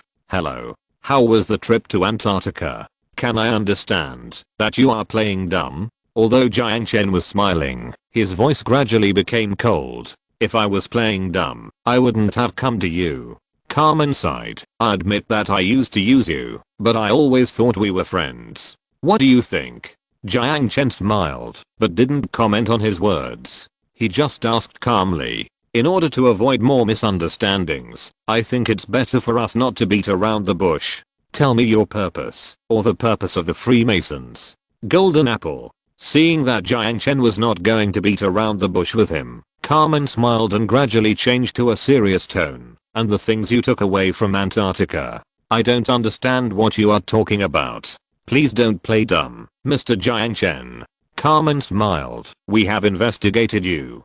2 years ago, you went to New Zealand. When you were traveling there, you found the sunken U-235 submarine in the trench west of Coromandel. We found the submarine a few months ago, but the things inside are gone. If you don't intend to beat around the bush with me, then please show your sincerity. Carmen's words made Jiang Chen fall into silence. It seems that the Rothschild family has been investigating him, and even dug up such things. After a short silence, Jiang Chen slowly spoke. It's true that the golden apple is with me, but why should I give it to you? Why? You don't even know what you are holding. When Carmen said this, Jiang Chen sneered in his heart. Who doesn't know that thing? It's just a knockoff version of the Crane particle transmitter. I even have the props for cross-dimensional video calls, and a group of natives are still ashamed to say that. Let's make a deal. After hearing Jiang Chen's proposal, Carmen breathed a sigh of relief. Although the Freemasons have never been afraid of anyone, a head-on conflict with the future group is not a good option. The golden apple has lost its function since 1943, which is something that the Rothschild family can confirm. In this case, Jiang Chen should not have cracked the secret. With a smile on his lips, Carmen calmed down and said softly, no problem. How much do you want? Money? Are you kidding? Jiang Chen smiled. After a pause, he said lightly, I can give you the golden apple, but I have two conditions. The golden apple has been placed in Lin Ling's laboratory for a long time, and now it has almost become a decoration. As a one-way signal receiving device, the golden apple can only passively listen to the voice from the void. However, the ghost has clearly told him at the end that they no longer have the ability to interfere with the future timeline. Since Carmen already knows that the golden apple is in his hands, the reason for keeping it secret no longer exists. It is better to use it to exchange for greater benefits, so that Rothschild will not be thinking about him, and at the same time it can buy time for Future People International. Say, Carmen said softly. First, the new country becomes a nuclear power. Change it. There is no room for negotiation. Even if I want to help you, I can't help you at all. Carmen shook his head. Haha, is that so? As far as I know, 60% of the members of the Freemasons are distributed in North America. Are you sure that the power of the Freemasons can't do anything? The International Atomic Energy Agency is located in Vienna, Austria. I don't believe that the Rothschild family's influence in Europe cannot reach this area. The name of Rothschild Bank is on the shareholder list of half of the nuclear power plants in France. You tell me you can't do it? Jiang Chen said with a smile. Carmen narrowed her eyes slightly, and the fingers holding the phone moved. It seems that you have investigated very clearly. You are not the only one who controls the intelligence organization. Jiang Chen said lightly. The silence lasted for a long time. After weighing the pros and cons, Carmen slowly spoke. I can promise you that the International Atomic Energy Agency will recognize that New Zealand has nuclear weapons, and the US Congress will not pass a bill to sanction New Zealand on the nuclear issue. But there is a prerequisite. The nuclear technology you use is limited to the civilian field, and the nuclear tests you conduct must also be within a certain limit. Hearing Carmen's compromise, Jiang Chen's mouth curled up a smile, and at the same time, a trace of vigilance gradually rose in his heart. If the Freemasonry can really do this, then its power is really not to be underestimated. No problem. Very good. Then what is the last request? I hope it won't be too much. Carmen adjusted her sitting posture and said while holding the phone. The last request. The golden apple is with me. You come and get it in person. Chapter 785 Old Friends. Yesterday at 9 AM, Singapore's National Energy Administration held a press conference to announce that Singapore will bid for the construction of its first nuclear power plant on Coral Island to ease the increasingly tense electricity pressure on the island. Currently, the project has been approved by the International Atomic Energy Agency and will be constructed by TransStar Trading. The Philippines said at noon today that it strongly condemned Singapore's nuclear power plant, calling it a conspiracy by TransStar Trading to develop nuclear weapons, which will further worsen the situation in Southeast Asia. In response, a spokesperson for TransStar Trading said that it is legal for Singapore to develop civilian nuclear technology. In addition, the nuclear power plant will use light water reactors rather than heavy water reactors that can produce plutonium-239 forever. It is expected that the nuclear power plant will be completed by the end of this year. According to the project details disclosed by TransStar Trading, after completion, the Coral Island nuclear power plant will meet 59% of Singapore's electricity needs and will be used to replace the island's thermal power plants. Regarding Singapore's development of civilian nuclear technology, the White House spokesman said that the United States was surprised by the International Atomic Energy Agency's hasty decision. However, just this morning, a congressman who did not want to be named said that they had been arguing for 10 hours on the conference table for this small country in the Western Pacific. The argument not only came from the two parties, but also different voices appeared within the Democratic Party. This situation is rare. China expressed support for Singapore's development of civilian nuclear technology. It is the right of people all over the world to enjoy the convenience of nuclear energy within a peaceful framework. Russia expressed no concern about the situation in the Pacific. Because civilian nuclear fuel is difficult to convert into weapon-grade nuclear fuel, even if it must be converted, it will cost a lot, and it is not worth the loss from all aspects. Therefore, the international community only controls core technologies and materials such as military nuclear fuel and centrifuges, and the famous Nuclear Non-Proliferation Treaty only restricts military nuclear technology. But even so, if you want to legally build a nuclear power plant, you also need to pass the review of the International Atomic Energy Agency. Whether you can legally own a nuclear power plant is a test of a country's diplomatic strength and scientific and technological strength. After absorbing hundreds of thousands of immigrants, the latter has acquired the ability in this regard. However, the former is quite lacking for this country that has just completed the regime change. If Jiang Chen can use a useless golden apple to exchange for this diplomatic achievement from the hands of the Freemasons, it is not a loss in every sense. Just 3 days after Starring Trade announced the start of nuclear power plant construction, a private plane from Germany landed at the airport in Coral Island. At Jiang Chen's invitation, Carmen Rothschild came in person. When they met, both parties tacitly did not mention the unpleasantness in Antarctica. The mercenaries hired by the Freemasons killed 5 sea lions, and Jiang Chen slaughtered all the mercenaries sent by the Freemasons. Although the Freemasons have not figured out how Jiang Chen did it, logically speaking, Starring Trade should not have deployed troops in Antarctica in advance. At the airport in Coral Island, Jiang Chen stood beside the runway, next to Asia in a suit, and behind him were several bodyguards wearing sunglasses. The suitcase in Asia's hand contained the treasure that the Rothschild family, or the entire Freemasonry, dreamed of, the golden apple that could communicate the future. Although it can't do that now. Standing behind Carmen was still the black bodyguard. Jiang Chen remembered that his name was Johnson. In addition to this bodyguard, Jiang Chen also saw the old butler of the Bavarian manor, Thaddeus. "We meet again, my old friend." Carmen greeted him with a smile. "Yes, my old friend."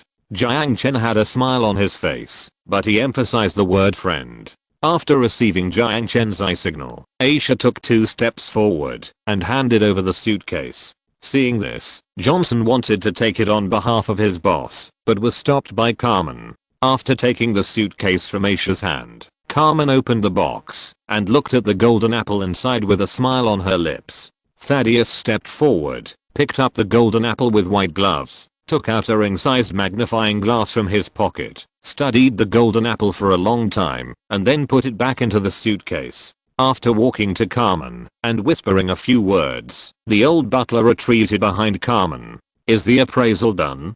Jiang Chen, who had been watching from the side, asked with a smile. "Yes, Mr. Jiang Chen is very sincere. It seems that our deal is done," Carmen said with a smile, and stretched out her right hand. "Since you already know it, I won't hide it. I'm a 33rd level Freemason. If you are willing to join us, you are also a 33rd level Freemason. For 32nd level Scottish Rite Freemasons, according to their contributions to Freemasonry or society, they can be evaluated by the Supreme Council to be promoted to 33rd level. This symbolizes the highest honor of Freemasonry, and is generally only awarded to people with extensive influence worldwide.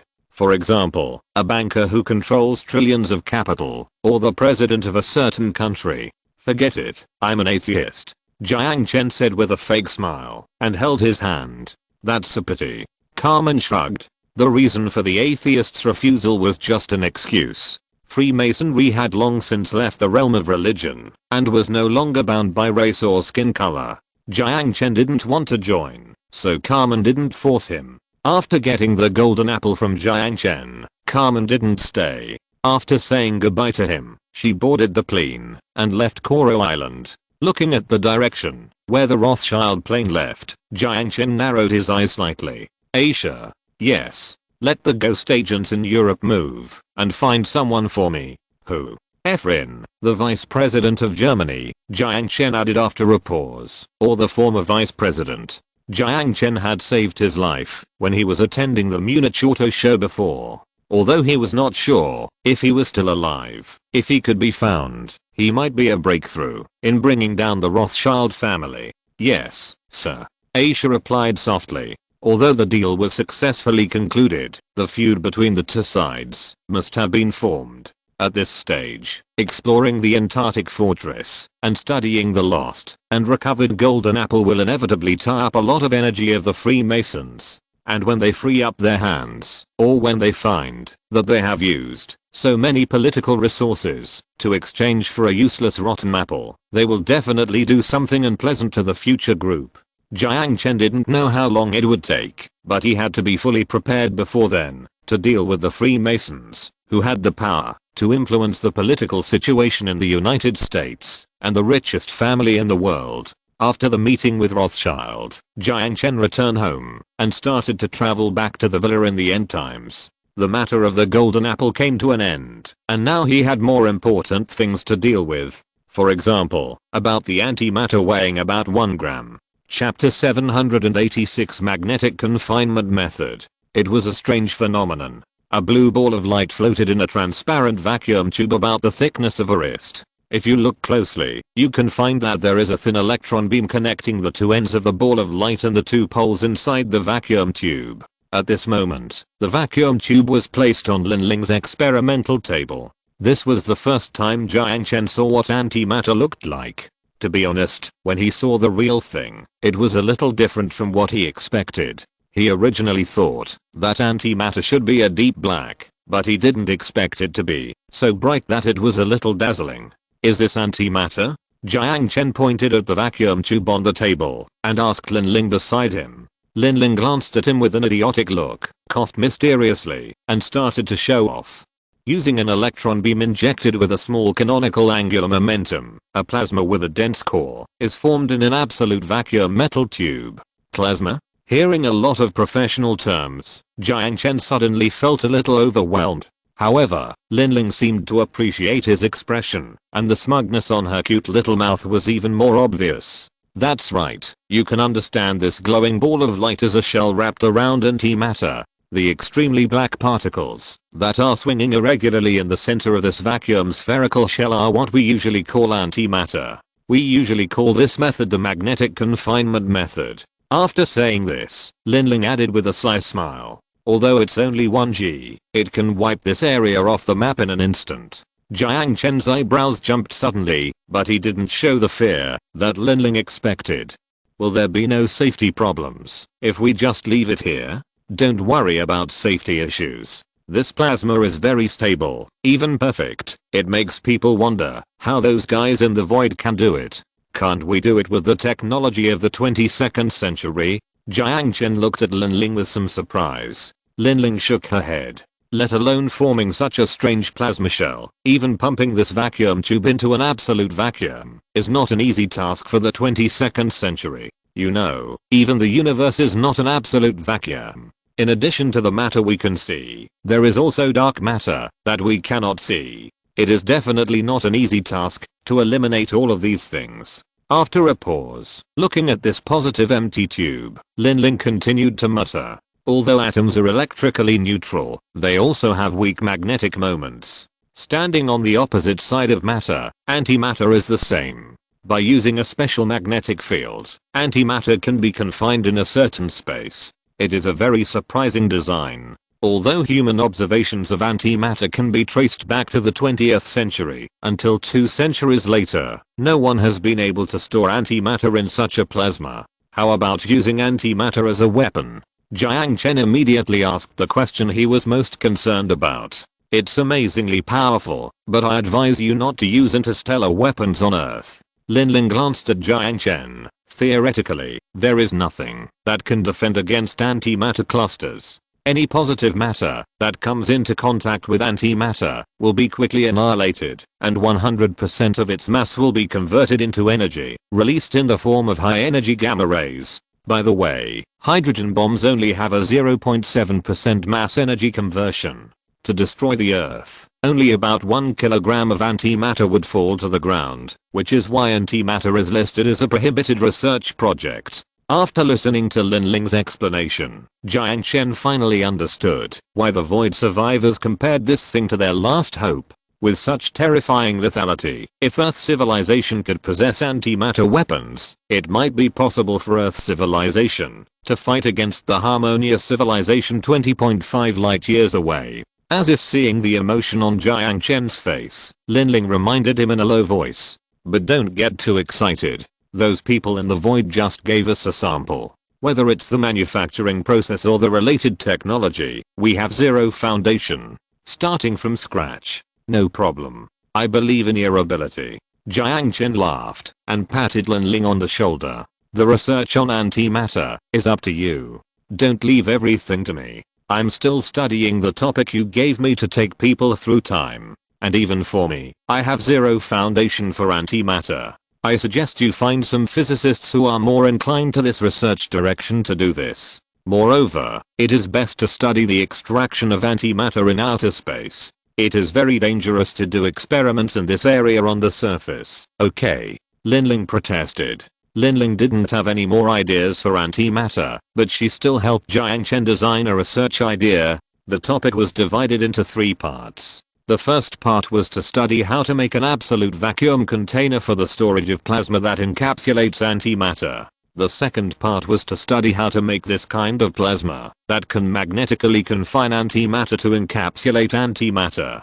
The third part is how to produce interparticles more efficiently using high-energy particle colliders and collect them using magnetic fields before they decay. In fact, how to produce antimatter is the easiest step. After all, in 2014, CERN successfully produced an interhydrogen atom beam. It was a 2.7 meter long antimatter beam composed of 80 interhydrogen atoms, but no one could preserve it or mass produce it. These high-energy ion accelerators usually only produce a few nanograms of interhydrogen atoms per year, and a nanogram is 1 billionth of a gram. After leaving Linling's laboratory, Jiang Chen went to the community center of the Fishbone base and handed the documents for the establishment of a new research project team to Wang Qing. Find a way to find the missing talents in the shelters and mark out all the physical laboratories near Suzhou and Hangzhou province. The expeditionary force will be responsible for the recovery. Antimatter? Wang Qing was a little confused holding the document in her hand, but since it was the marshal's request, she nodded seriously. Okay, I'll give the order.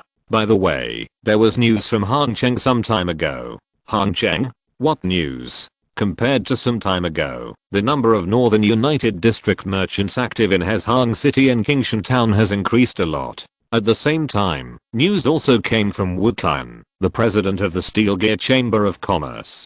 These northern United District merchants active in Hangcheng seem to be buying up steel, rare earths and electronic components in a big way, but they show little interest in other goods. Buy steel? Jiang Chen pondered for a moment, looked at Wang Qing and continued. Increase the exchange rate between credit points and subcrystals, and let us control several alien ranches under our control to increase the output of subcrystals. The depreciation of subcrystals will undoubtedly increase the cost of purchasing steel for northern United District merchants who use subcrystals as currency. Although this will have an impact on NAC's local economy to a certain extent, it can effectively curb the outflow of strategic resources caused by the market economy. In addition, increase the orders placed on the military factory in Block 6, and double the military factory's production capacity by the end of this year. After a pause, Jiang Chen continued. Finally, be prepared for war. Chapter 787 Wasteland Eden. The Garden of Eden is located beside Dianshan Lake. The towering dome covers several square kilometers of land. The 6-grid material woven by graphene reflects a faint halo and absorbs energy from the thin sunlight. Outside the dome, it is a wasteland. Inside the dome, birds are singing and flowers are fragrant. It's just like a garden. Butterflies fluttered their wings and flew through the flowers. Looking at the beautiful scenery in front of him, Jiang Chen couldn't help but sigh. The flowers, plants, and animals in this Garden of Eden are all restored by artificial incubation technology through DNA coding recovered from the gene bank. According to Linling, if he wants, he can even raise a few dinosaurs in the back garden. What do you think? Sun Jiao, wearing a dress, walked beside Jiang Chen and took his hand with a smile. Although virtual reality can also simulate these environments, it feels more fulfilling in reality. High-rise buildings are scattered in the circular space, and green trees and lawns are dotted between the buildings and open spaces. The high-rise building in the center is like a giant tower of the world tree, supporting this world independent of the end of the world. The circular road spirals and connects the tops of the buildings, just like a work of art in a fairy tale. Walking beside Jiang Chen, Sun Jiao smiled and introduced everything about this Garden of Eden. The above ground part only accounts for 20% of the living space of the Garden of Eden, and the larger space is underground. 12 CNC planting towers will complete the cultivation of crops, and the quarterly output is expected to reach more than 50 tons. Hey, are you listening to me? Sun Jiao said with a slightly coquettish tone, her cheeks slightly reddened by Jiang Chen's eyes. Looking up and down at the beauty beside him, Jiang Chen pondered for a moment and finally expressed his thoughts. Well, I always feel that you look weird in a skirt. Hearing Jiang Chen's words, Sun Jiao's eyebrows immediately stood up and pinched his waist viciously. Huh? Do you want to die? Jiang Chen screamed in pain exaggeratedly and dodged Sun Jiao's attack. At this time, Xiao came forward and couldn't help but chuckle at the two people playing around. Don't bully me. I spent a lot of effort to overcome my anxiety about light clothes like skirts. Ugh. What are you talking about? Sun Jiao covered her sister's mouth from behind with a terrifying smile on her face. Xiao, whose mouth was covered by Sun Jiao, whimpered a few words with a pitiful expression and cast a help look at Jiang Chen. It must be said that, although they look like they were carved from the same mold, Xiao's skirt does not have the obvious sense of disobedience that her sister has. Compared with skirts, the half-torn denim hot pants and open collar t-shirt are more suitable for her style. But since she became the marshal's wife, she rarely dresses like this. At the entrance, Yao and Linling, who passed through the sterilization room, also followed. The former was full of curiosity about everything here, and was looking at the flowers and plants in this Garden of Eden with great interest. As the designer, Linling proudly raised her little nose and explained everything about this Garden of Eden to Yao. Only the simple Yao can satisfy her little vanity. Following the main road to the bottom of the central tower, the group boarded the sightseeing elevator. As the elevator slowly rose, Jiang Chen looked at the scenery outside the graphene compartment, and a smile appeared on the corner of his mouth. From now on, this will become the most desirable place in this wasteland. The seeds of civilization will begin to sprout from here, and along the trade routes that transport food, the fire of civilization will be passed on to farther places. And he is the master of this city. From the office in the central tower, to the CNC planting towers distributed in the corners, to the underground living space. In this harmonious atmosphere, the family walked through this Garden of Eden like a spring outing. After staying in the apocalypse for 3 days, Jiang Chen returned to the present world in mid-May.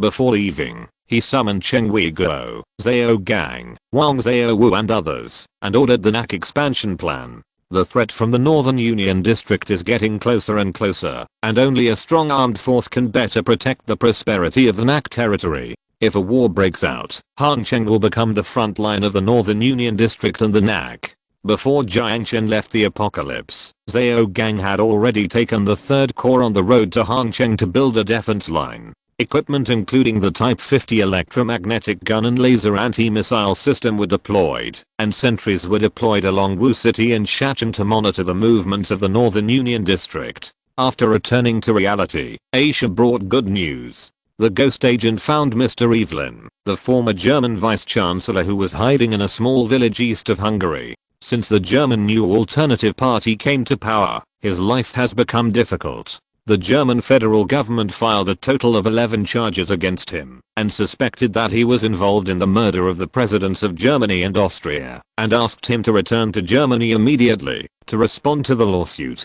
Evelyn obviously could not return to Germany to respond to the lawsuit. If he went back at this time, he might not be able to go to court and die in an accident caused by the Evelyn.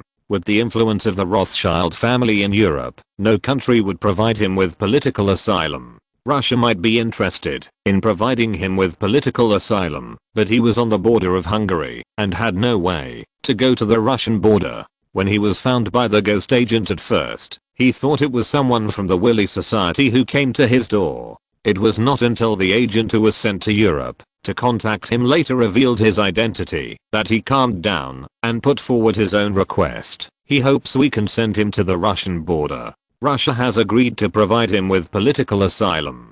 Aisha reported to Jiang Chen. Russia? Jiang Chen touched his chin and fell into deep thought. Now he has two choices. One is to send him to Russia and let Russia provide him with assistance. The other is to take him directly back to the new country and let the future group support him. Both options can cause trouble for Rothschild's layout in Germany, but the latter can obviously prevent the future group from directly tearing its face with the Freemasons too early. Although in Jiang Chen's view, the moment the gunshots rang out in Antarctica, the smiles between the two sides had been torn apart. Send him to Russia. By the way, where's Natasha? She'll probably be back from Russia the day after tomorrow. Is there any problem? Aisha looked at Jiang Chen in confusion.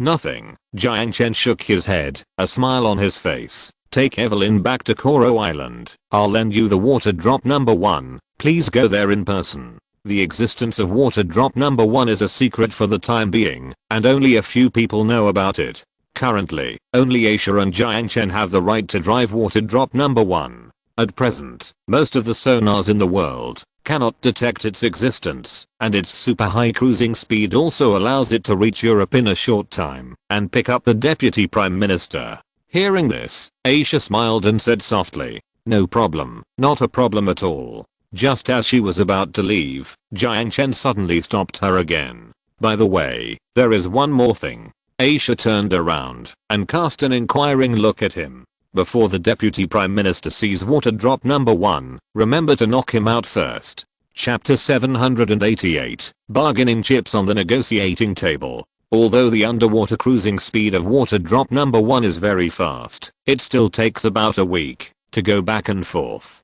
The ghost agents in Europe have transferred Evelyn from Hungary to the neighboring country of Serbia and are on their way to Albania. The ghost agents will temporarily place him in Albania and wait for water drop number 1 to arrive before transferring him there. Once he gets on water drop number 1, it means that he will completely get rid of the dual pursuit of the Willy Society and the German Federal Intelligence Agency. When he arrives in the new country, he will be used as a bargaining chip in Jiang Chen's negotiations with Russia. The next day, after Aisha prepared breakfast for Jiang Chen, she went to the dock of Coconut Island. As Jiang Chen's private holiday dock, it has always been used as the storage place for water drop number 1. After getting up, Jiang Chen didn't see Aisha, so he knew she had left. This means that in the next week, he will have to face this empty villa. Thinking about it, it is really lonely like snow. After breakfast, Jiang Chen sat on the sofa and rested for a while, then got up and turned off the TV that was showing the news and went to the kitchen with a plate.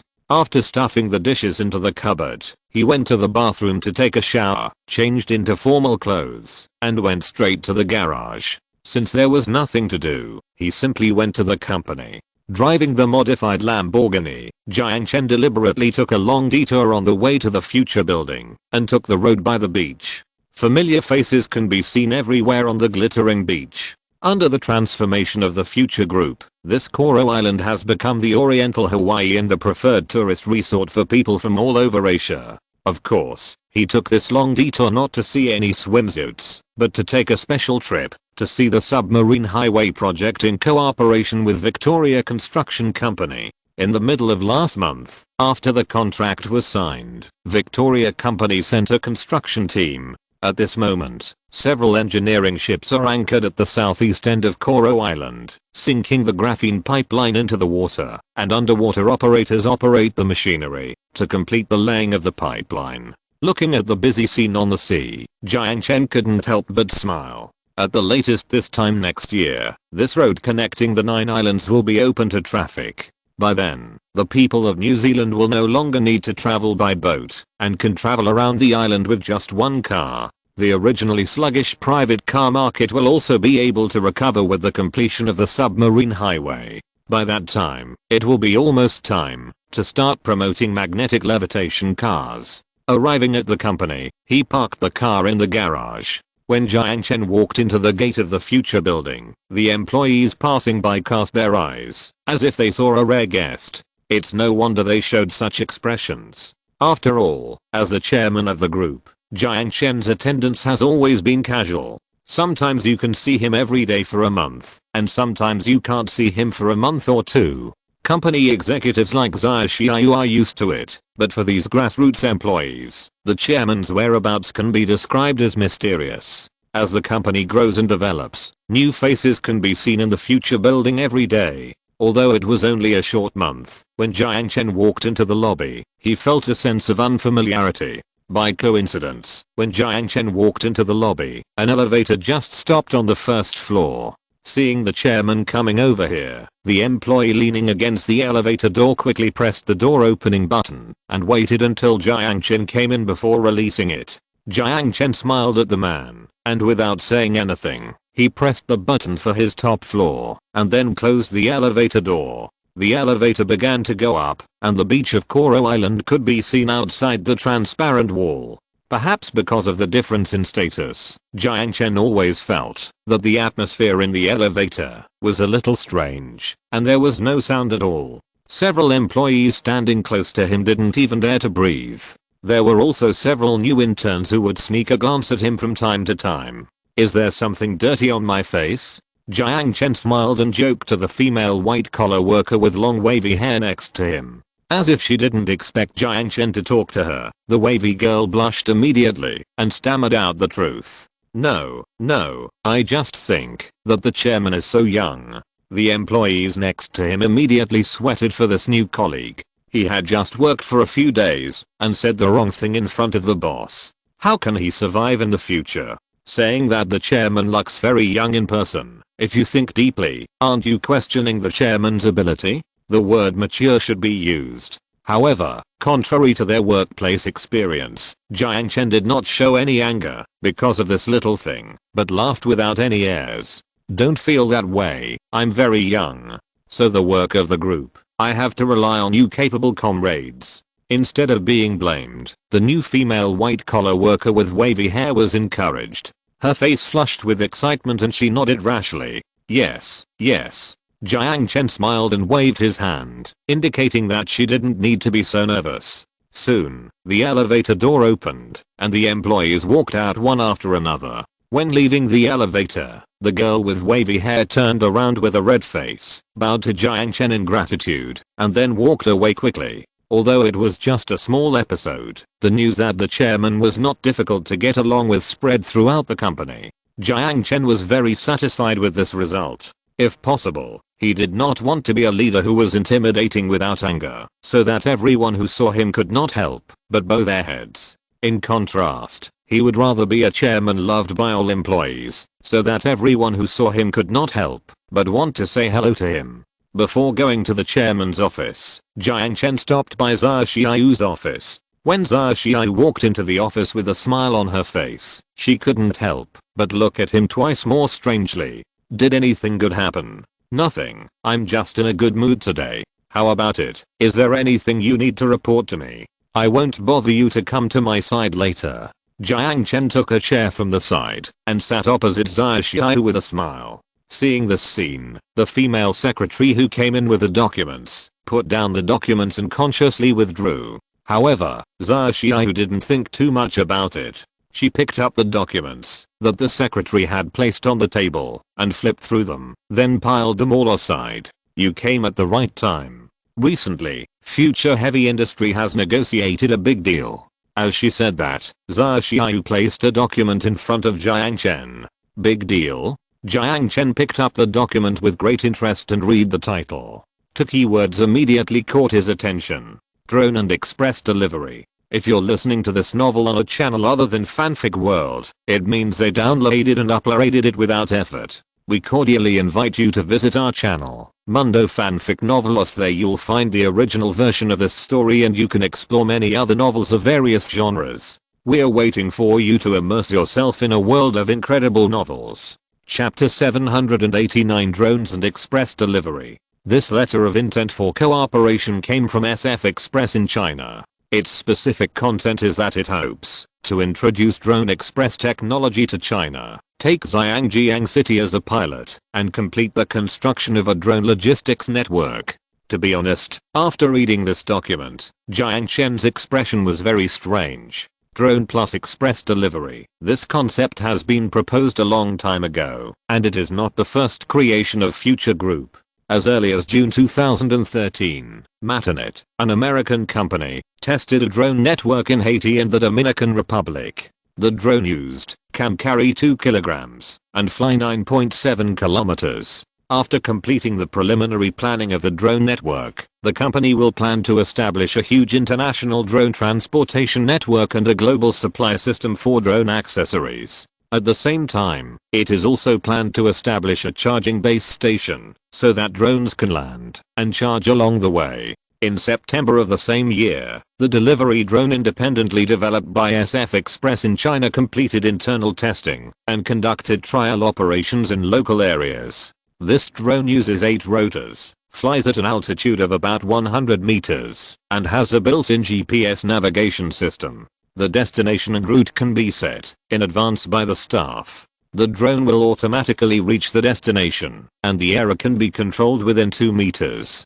However, neither Matanet nor SF Express has been able to promote drone logistics to a large extent. The former's drones seem to be only suitable for poor countries in the third world, while the latter's drones are only suitable for poor mountainous areas in China. Although drone logistics can significantly improve delivery efficiency and reduce labor costs, however, it is limited by many shortcomings such as bad weather and unavoidable human damage during flight, so the concept of drone plus express delivery has not been realized. Penglai City is probably the only modern city in the world that has realized drone logistics. However, the reason why this can be achieved is the advanced drone technology, but the more critical factor is the public security efficiency of Penglai City. Let's not talk about the distant past, just look at the news some time ago. A young man in Guangzhou used a drone to send mooncake coupons to his girlfriend, but was shot down and snatched by a square dance aunt. When the young man found out that he had been hijacked, he hurried to the aunts to ask for compensation, but unexpectedly the aunt not only denied shooting down the drone, but also said that she was almost injured by the drone. Not to mention that the management of drones has always been in a gray area in terms of policy, and there seems to be no room for drone logistics to become bigger and stronger in terms of public opinion. SF Express wants to introduce the Bait series of drones from Future Man Heavy Industry to complete the construction of a drone logistics network in China. To be honest, Jiang Chen is not optimistic about their decision, but their offer is hard for Jiang Chen to refuse. For the completion of the construction of the drone logistics network in Jiang City, SF Express's offer is $450 million. Jiang Chen estimated that 500 drone terminals should be able to cover all areas of Jiang City, and to meet the delivery needs of Jiang City, about 50,000 drones are enough. According to the production cost of Bait 3 drone, one drone costs just over $3,000. Compared with Matanet's $5,000 drone, it has advantages in both technology and price. At most, the cost of establishing this drone logistics network in Hong Kong for SF Express will not exceed $200 million. Compared with its offer of $450 million, this is almost a 125% profit. Moreover, if Hong Kong, as a pilot city, proves the feasibility of promoting the drone logistics network to the mainland, SF Express's next step will undoubtedly be to expand the drone logistics network to Shenzhen, then the entire Guangzhou, and then, think about it, how many cities are there in the whole of China? How many express delivery companies are there? Such a huge market is simply an inexhaustible gold mine. Your expression tells me that you are very interested. Looking at Jiang Chen's expression, Xiaoxiao smiled. Yes, this market is worth more than 100 billion. I don't think any company will not be interested. Jiang Chen nodded from time to time, while flipping through the documents in his hand. To be honest, although he didn't understand the details of the cooperation, he saw the prospects of the entire market very clearly in an instant. China has 283 prefecture-level cities, 374 county-level cities, and more than 10 express delivery companies. Even if each city can only earn $500 million on average, the scale of this market is already terrifying. I'm also optimistic about this agreement. Whether SF Express's pilot operation in Jiang City is successful or not, there is no risk for us. But I have not agreed to their proposal for the time being. Why?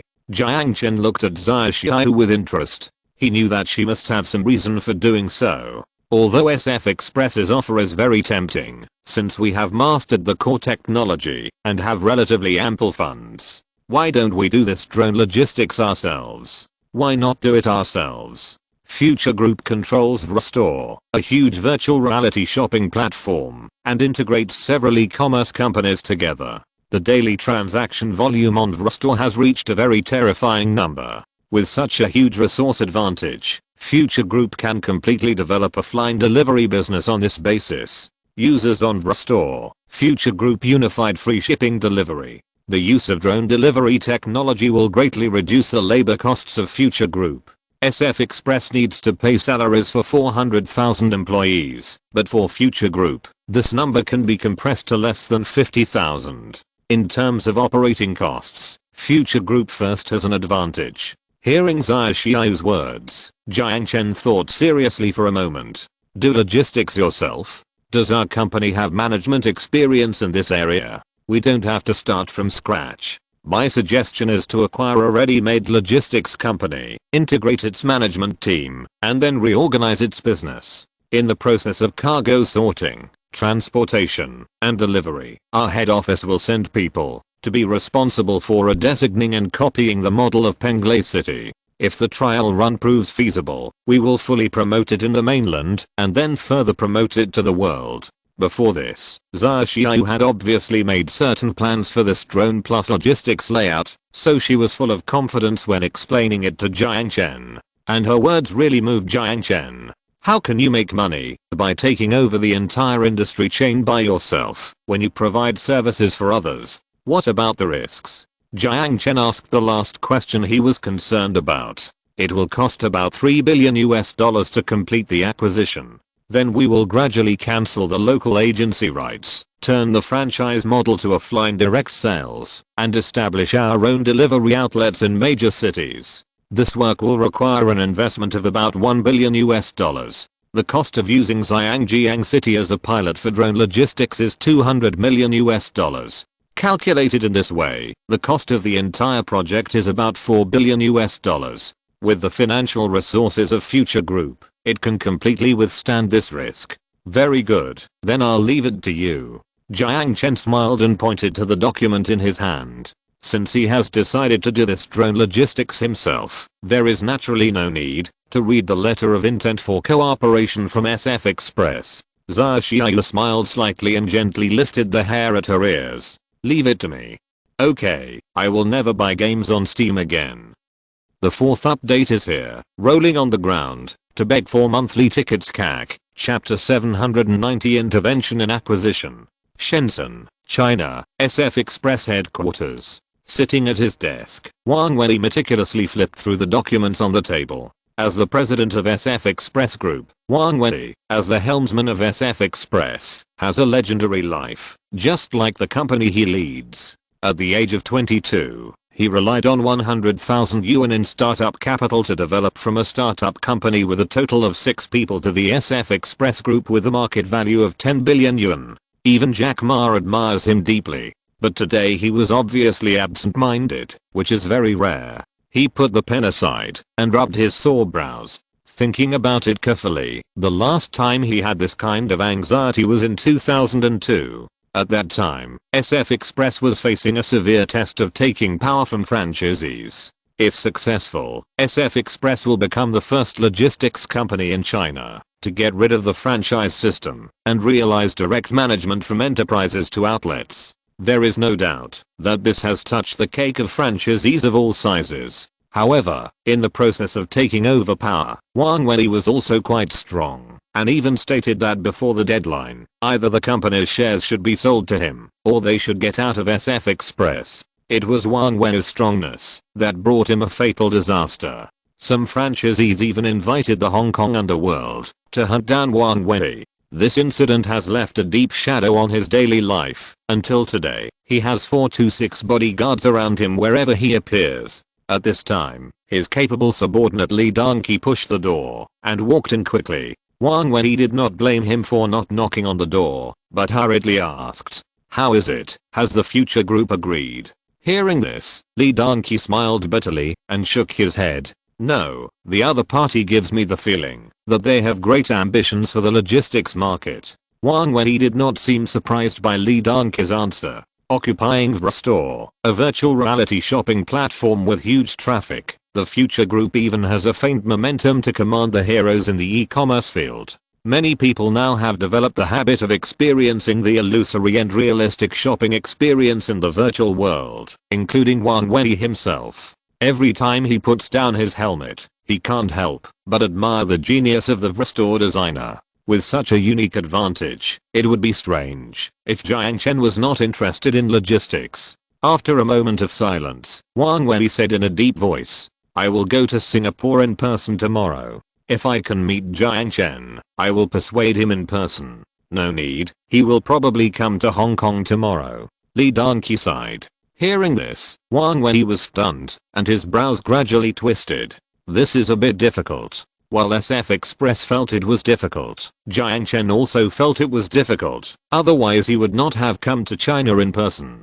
The company Sun Jiao chose was Shentong, and for the proposal of Future Group to acquire 51% of Shentong's shares for $1.7 billion at a premium of 11%, several major shareholders expressed their satisfaction with the price. Future Group wants to invest in SYNOPSIS Express. This is a good thing. Apart from other things, even if they rely on their resources on Vrstore to lean towards SYNOPSIS Express, their shares will be worth more than double what they are now, not to mention that Future Group has acquired them at an 11% premium. As long as they give up some of the shares, the remaining shares can be more valuable. Only a fool would refuse such a good thing. But that being said, something went wrong at the last stage of the acquisition.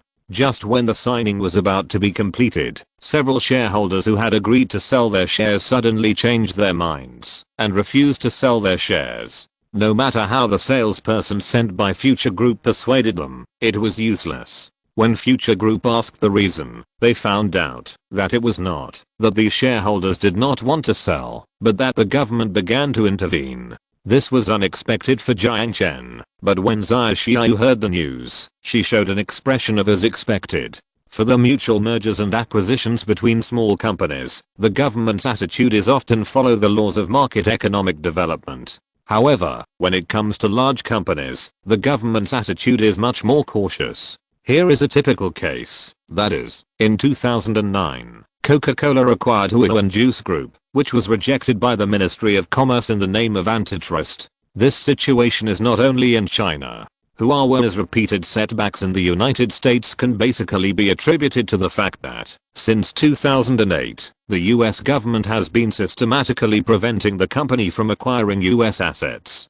Huawei has repeatedly suffered setbacks in its entry into the US telecommunications industry. It must be pointed out here that, if the Future Group was registered in Shanghai, instead of a small country in the Western Pacific that has no international influence, and is worth winning over, perhaps a phantom helmet would not have had the opportunity to be listed in the United States from the beginning. Originally, Jiang Chen hoped that the Liu family could help with this matter, but the answer of Mr. Liu left him speechless. The Liu family does have some power at the top, but this matter is not something he can decide alone. After all, the political power of the republic is not just this. The government is wary of the Future Group's excessive involvement and is not very interested in the drone logistics. Reducing 400,000 jobs to 50,000 may seem tempting to other companies, but from the government's point of view, isn't this lowering the employment rate? Many times, it's not because you're advanced that we have to import you unless we can't live without you.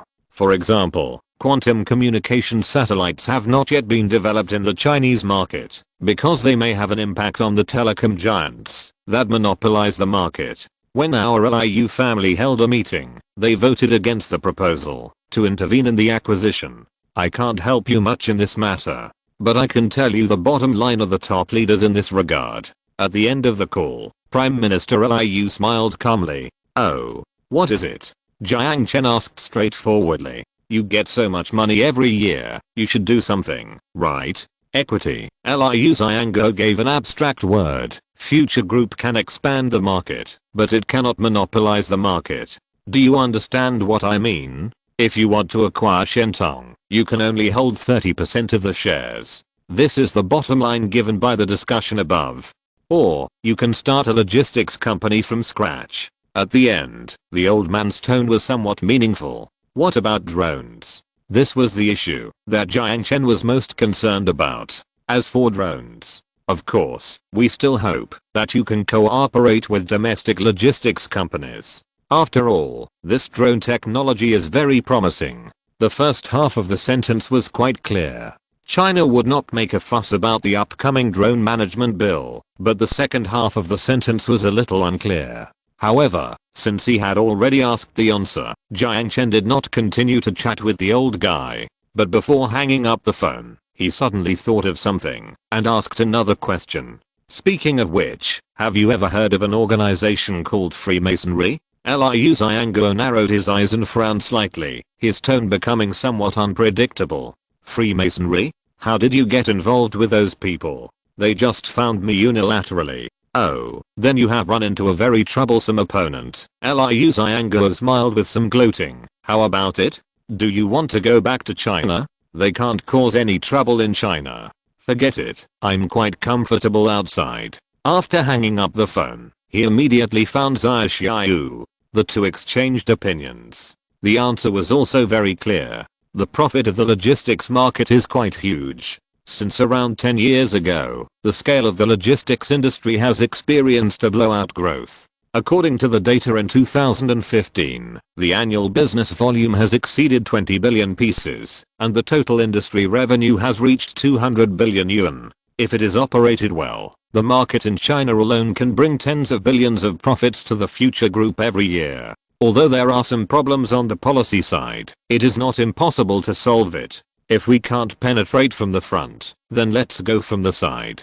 Chapter 791 Return to Hong Kong. May 17th, a Gulfstream private jet landed on the runway of Zhangjiang International Airport. Although the confidentiality work was done very well, the fastest Zhangjiang reporters in the world still got wind of it and waited at the gate of the international airport early. There is no doubt that this plane came from Singapore, and the owner of the plane was Jiang Chen, chairman of the Future Group.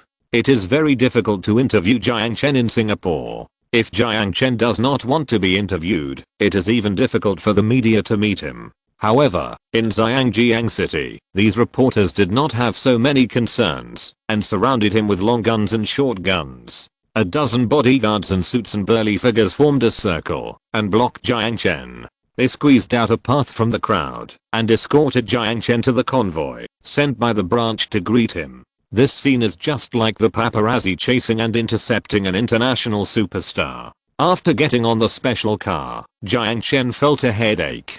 The person who came to pick him up was He Weike, the president of the Future Group's China branch. He was also in charge of leading the group's acquisition of Shentong Express. Needless to say, the acquisition plan failed because of a small accident. Excuse me, Chairman, do you want to go to the company first, or let's go to the hotel first? Yes. After receiving the news that Jiang Chen was coming, the branch had already booked the presidential suite of the Peninsula Hotel for him. As one of the only two 6-star hotels in Hong Kong, Jiang Chen had stayed here for a few days and had a good evaluation of all aspects of the place. After checking into the hotel, Jiang Chen took a shower first to wash away his fatigue. After changing into clean clothes and enjoying lunch, he took a special car to the building of the group's branch. He bought this building from Mr. Chen. It was originally the headquarters of Future Technology. However, since Future Technology also moved to New China, it was changed to the headquarters of the group's branch in China.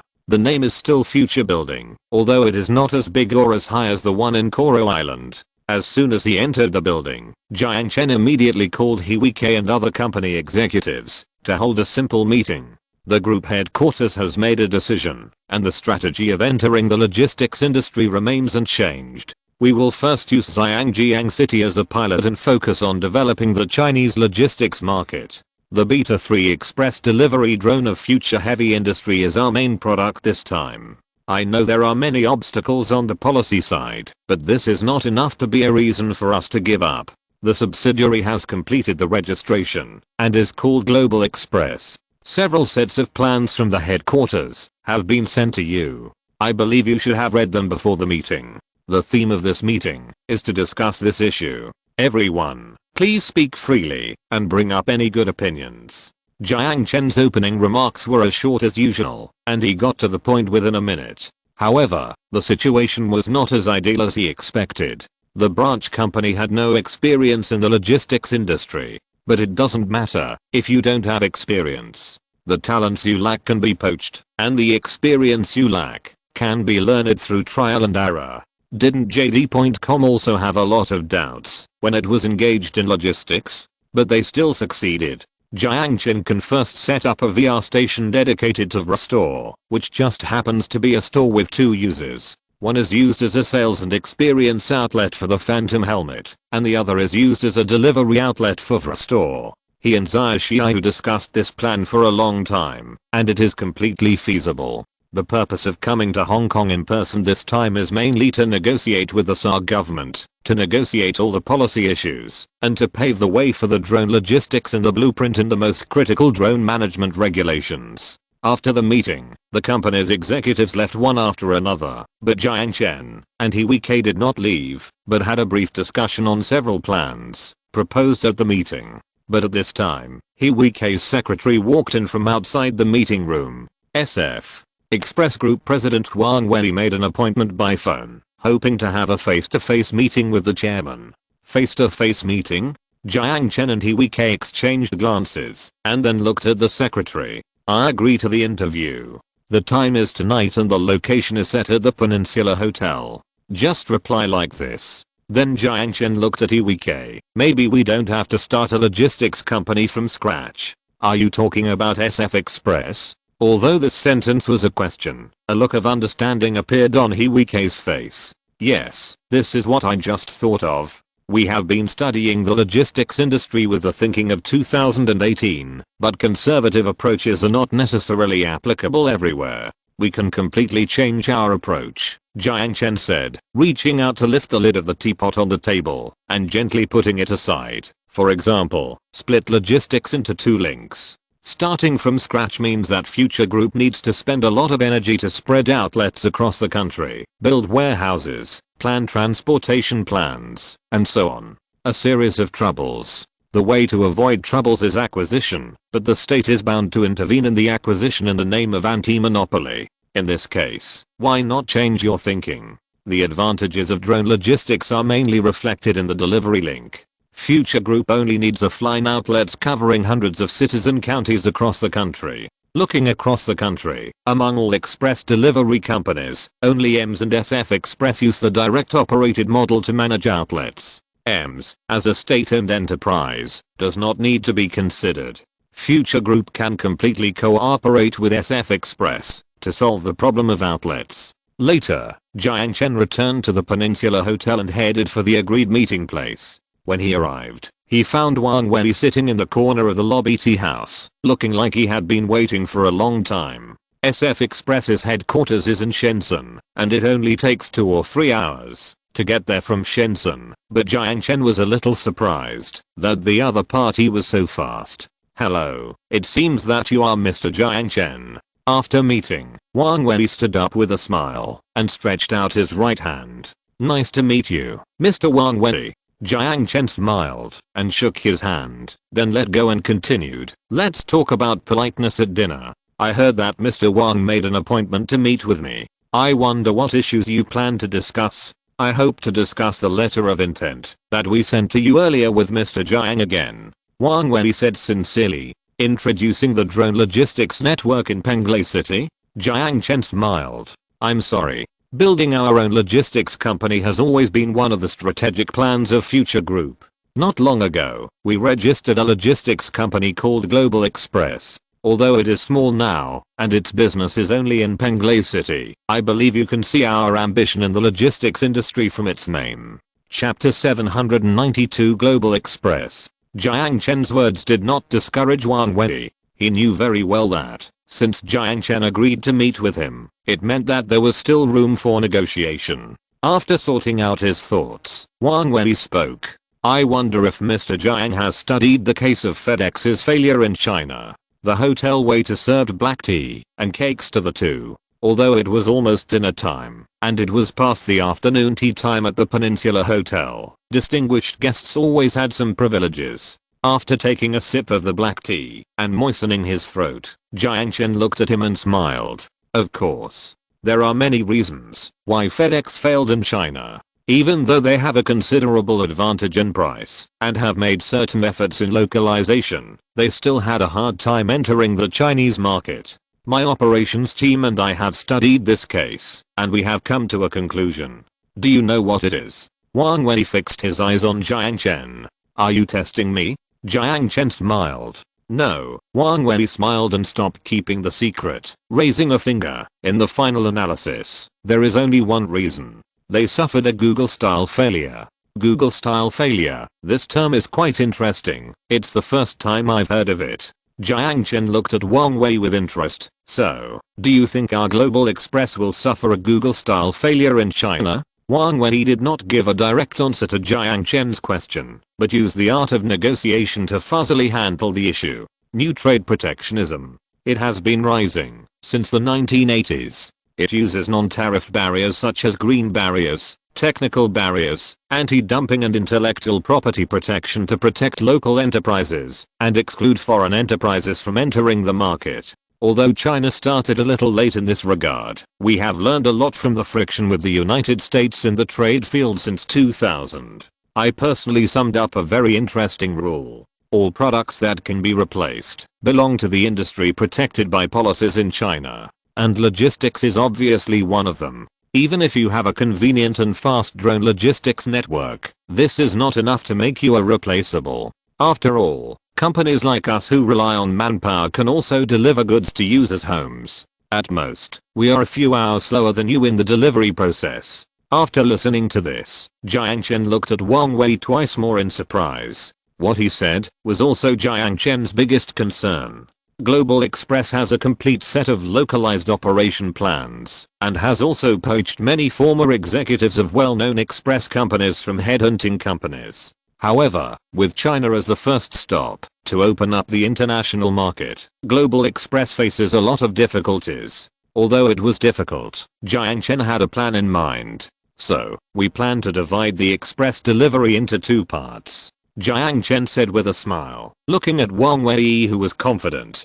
Two parts? Yes, Jiang Chen said with a smile, crossing his fingers on the table. Global Express will split the business into two parts. One is to build a drone logistics network, and the other is to contract the delivery business of other express companies. What do you mean? Wang Wei frowned slightly. Take Jiang as an example. We will use Jiang as a pilot to establish the drone logistics system in Penglai City. Whether it is SF Express or Auto Express, they can deliver the express to our warehouse and provide drone delivery services to customers within the special administrative region. Our service is not for the customers being delivered, but for the express delivery companies.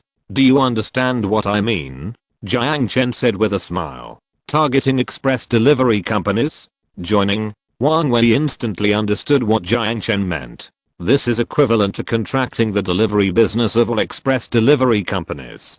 Take Ito Express, whose market share is second only to SF Express, as an example. Ito Express will deliver the sorted and transported express to various outlets in Jiang City, and then divide the delivery tasks according to the price of 1-1.5 yuan per piece. In the future, whether it is Ito Express or any other express company, they can directly deliver the goods to the delivery center of Global Express, and then the drone logistics network will complete the delivery work in the entire Jiang City area. It even saves the express company from delivering goods to various outlets.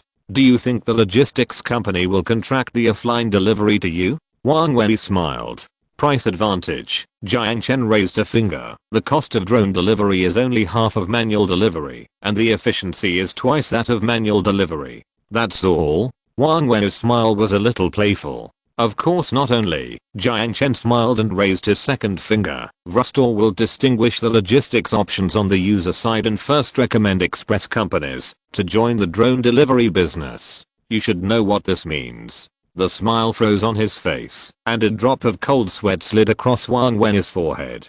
Of course he knew what this meant. If Rustor set up a recommendation program on the interface where users choose which courier to use, then users would definitely be more inclined to choose the recommended courier company. Are you sure you want to do this? Antitrust laws are not for show, Wang Wei said in a deep voice. The definition of monopoly is to use one's dominant position in the market to prevent other companies from entering the market, or to use unfair competition methods to drive other companies out of the market. Jiang Chen looked at Wang Wei with a smile. Which one do you think Rustor violated? We only focus on recommending our own partners, and we do not prohibit any courier company from entering this market. After listening to Jiang Chen's words, Wang Wei took a deep breath. Then, it seems that we have nothing to talk about. On the contrary, we have a lot to discuss.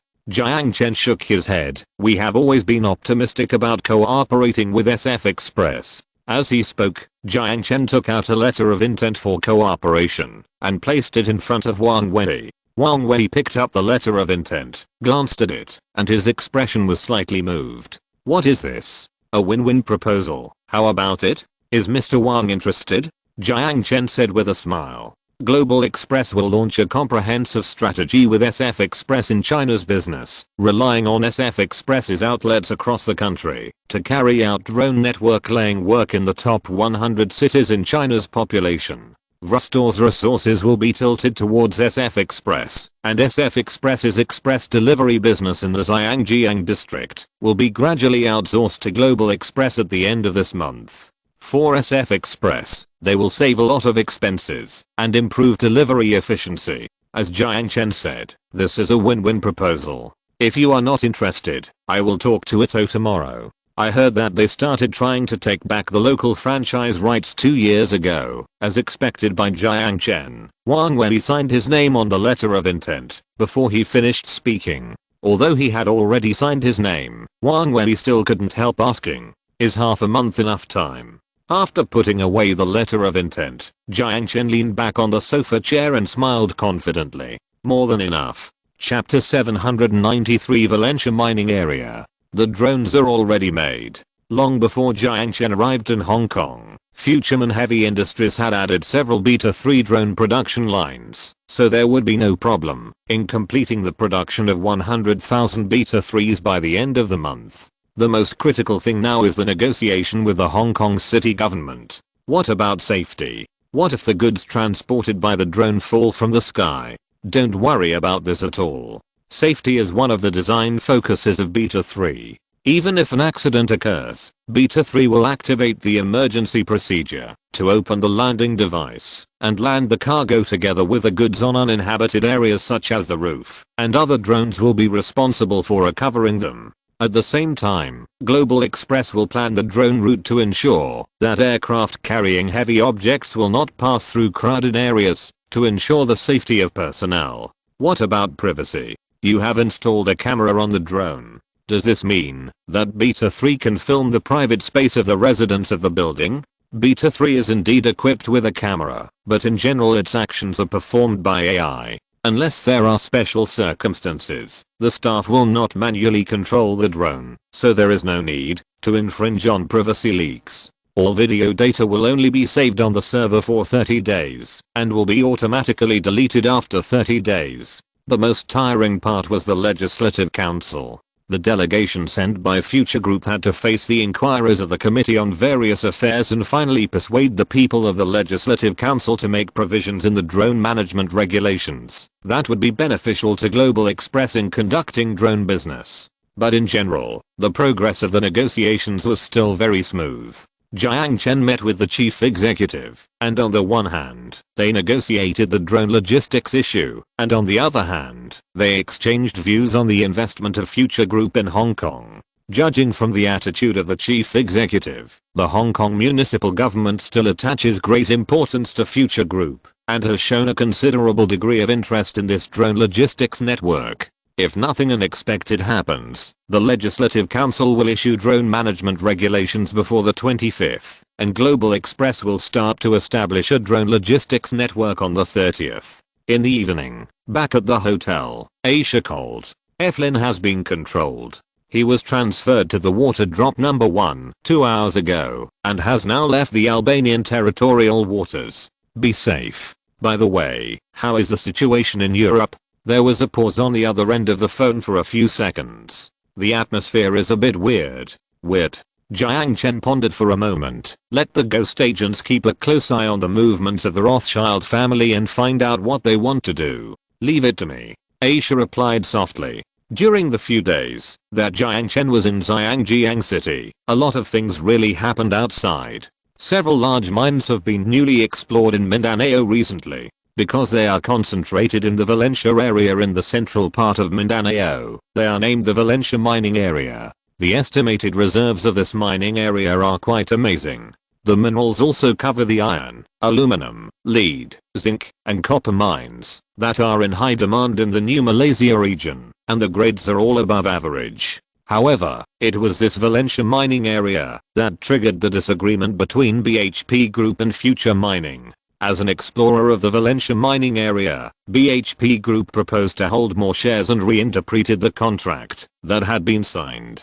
They believed that, based on the contributions of both parties, the original 55% and 45% shares were obviously unfair, and BHP Group should hold 55% of the shares. Naturally, Future Mining would not agree, and insisted on following the contract, or else they would break up. The two sides began to negotiate on this issue in March this year. Originally, BHP Group's attitude had begun to soften, but since May, specifically, it seems that after Jiang Chen gave the golden apple to Rothschild, their attitude has become tough again. There is no doubt that Mr. Luke of BHP Group is also a member of the Freemasons. And the Freemasons obviously think that Jiang Chen has given in to them. But they obviously made a mistake. The contract between BHP Mining Group and Future Mining on Mindanao Island expired, and Future Mining directly and forcefully refused to renew the contract. In the future, Future Group will independently complete the development of mineral resources in Mindanao Island, kicking BHP Group out. BHP Mining Group expressed surprise and regret for Future Group's decision, but still made the decision to withdraw equipment and personnel from Mindanao Island, and withdrew assets from Moro with an unbelievable look on its face. From this incident, anyone with a discerning eye can see that the honeymoon period between Future Group and the Rothschild family has ended. But then again, with the development to this point, Future Group no longer needs to look at anyone's face. Now the resources of the New Malaysia Special Zone and the Angkor Island High-Tech Industrial Park are basically supported by the mining areas in Mindanao Island. Especially after exploring several rich mines, Future Group no longer needs to rely on these mining giants. Although it is a bit unkind to kick the BHP Group away, who wants the Freemasons to be unkind first. On the other hand, the New York-listed high-tech Danshu and Future Bank were shorted by unknown funds, and their stock prices fell by 30% in 3 days.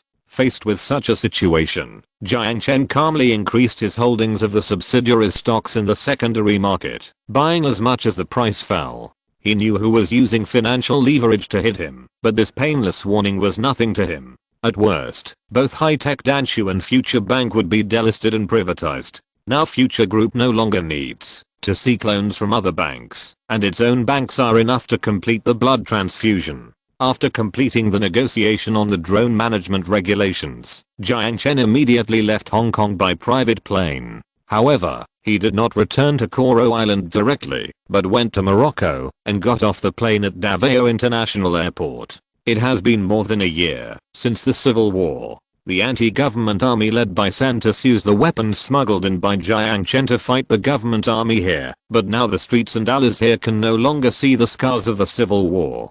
With the support of Future Group, Davao City has recovered much faster than expected. After getting off the plane, Morocco President Santos personally went to the airport to pick up Jiang Chen. As soon as they met, Jiang Chen almost didn't recognize this guy and thought that their president had changed. When it was confirmed that it was Santos, Jiang Chen couldn't help but sigh in his heart that time is really like a butcher knife. It turned out that the muscular man with a bullet belt around his shoulder now has a small belly and the fat on his face has also emerged. After meeting Santos, Jiang Chen didn't waste any words and put forward his requirements directly. $1 billion investment in exchange for 20 years of mining rights in the newly developed mining area in Valencia. No problem. Santos agreed to Jiang Chen's proposal without hesitation. Although BHP Mining Group's offer was slightly higher, who wants Moro to be a vassal of the new country? Until now, Starring Trade still has a small number of troops stationed in the two major cities of Cagayan and Davao, and a considerable number of attack drones are stationed. The Philippines in the north is covetously rebuilding its crippled army and navy with the help of the United States. The two sides signed a ceasefire agreement. The Philippines has never recognized the independence of Moro, nor has it given up its ambition to regain its sovereign territory. If you don't hold on to the big tree of Starring Trade at this time, you're crazy. Chapter 794 Arms Race. After Jiang Chen got off the plane, the Moro country naturally treated him well. The welcoming motorcade was a black Lincoln extended version, and the hotel they stayed in was the Ambassador Hotel of Moro. Crossing the emerald green lawn, he stepped onto the pure white stone steps under the greeting of the honor guard. The marble columns stood solemnly in a row, which had a bit of the charm of the Pantheon in Paris. The former rebel flag fluttered in the sky as a national flag. Such majesty really amazed Jiang Chen. But then he couldn't help but be amazed. It was so corrupt. Although the per capita income is only $800, it does not prevent the warlords who rule Mindanao from living a petty bourgeoisie life. After fighting guerrilla warfare with the Philippine government forces in the mountains for decades, they have finally fulfilled their long-cherished wish of independence. How can they control their hands and pursue a better life? According to the requirements of the future group, Moro defined the type of government as a democratically elected government in the constitution, to block the mouths of Western countries. However, at the same time, they also wrote a special wartime regulation into the constitution, which stipulated that the president's term of office would be extended indefinitely during wartime, and the supreme commander would have the final say on when the wartime regulation would end. By the way, the president and the supreme commander were both General Santos. Jiang Chen didn't care how Santos exploited his people. He was only responsible for the employees of the future group, the taxi soldiers of the Starring Trade, and the people of the new country on the Panu Islands. So when faced with the flattery of the Moro government, he accepted it very calmly. There were as many as 10 maids who were responsible for taking care of his daily life. In terms of appearance, they were all at the level of trouble. The decoration of the room was extremely luxurious, and the daily necessities such as fine wine and cigars displayed in the display cabinets were all international brands. I'm afraid Santos himself would not be willing to be so extravagant. While feeling impressed by the generous hand of the Moro government, Jiang Chen couldn't help but wonder if Santos had anything to ask of him. In the evening, Santos hosted a banquet in the auditorium of the Ambassador Hotel to entertain Jiang Chen. Apart from Jiang Chen, the protagonist, all the guests who came were prominent and powerful people in Mindanao. Most of them were military personnel, and there were also some real estate developers and gold mine owners in Moro. Most of the female guests who came were relatives of these officers and businessmen. Jiang Chen noticed that many young girls looked at him with fiery eyes. But the daughters of these local nobles were really not that pretty, and Jiang Chen had no interest in them anyway. At the banquet, the guests chatted happily, and the melodious symphony was played on the stage. After 3 rounds of drinks, Santos, who was sitting next to Jiang Chen, suddenly smiled. Seeing his expression, Jiang Chen knew that this guy must have something to bother him again. Mr. Jiang, our enemies have been a little restless on the border recently. It must be said that Santos is much more tactful than the big and strong man before. I think he also understands that you can't rule a country by muscle. With this opening, he used our enemies to pull Jiang Chen's position to his side. Moreover, the tone of his speech was as if he was discussing military intelligence with his allies, so he would not lose face in front of his subordinates. Although he noticed this, Jiang Chen did not take his little thoughts to heart.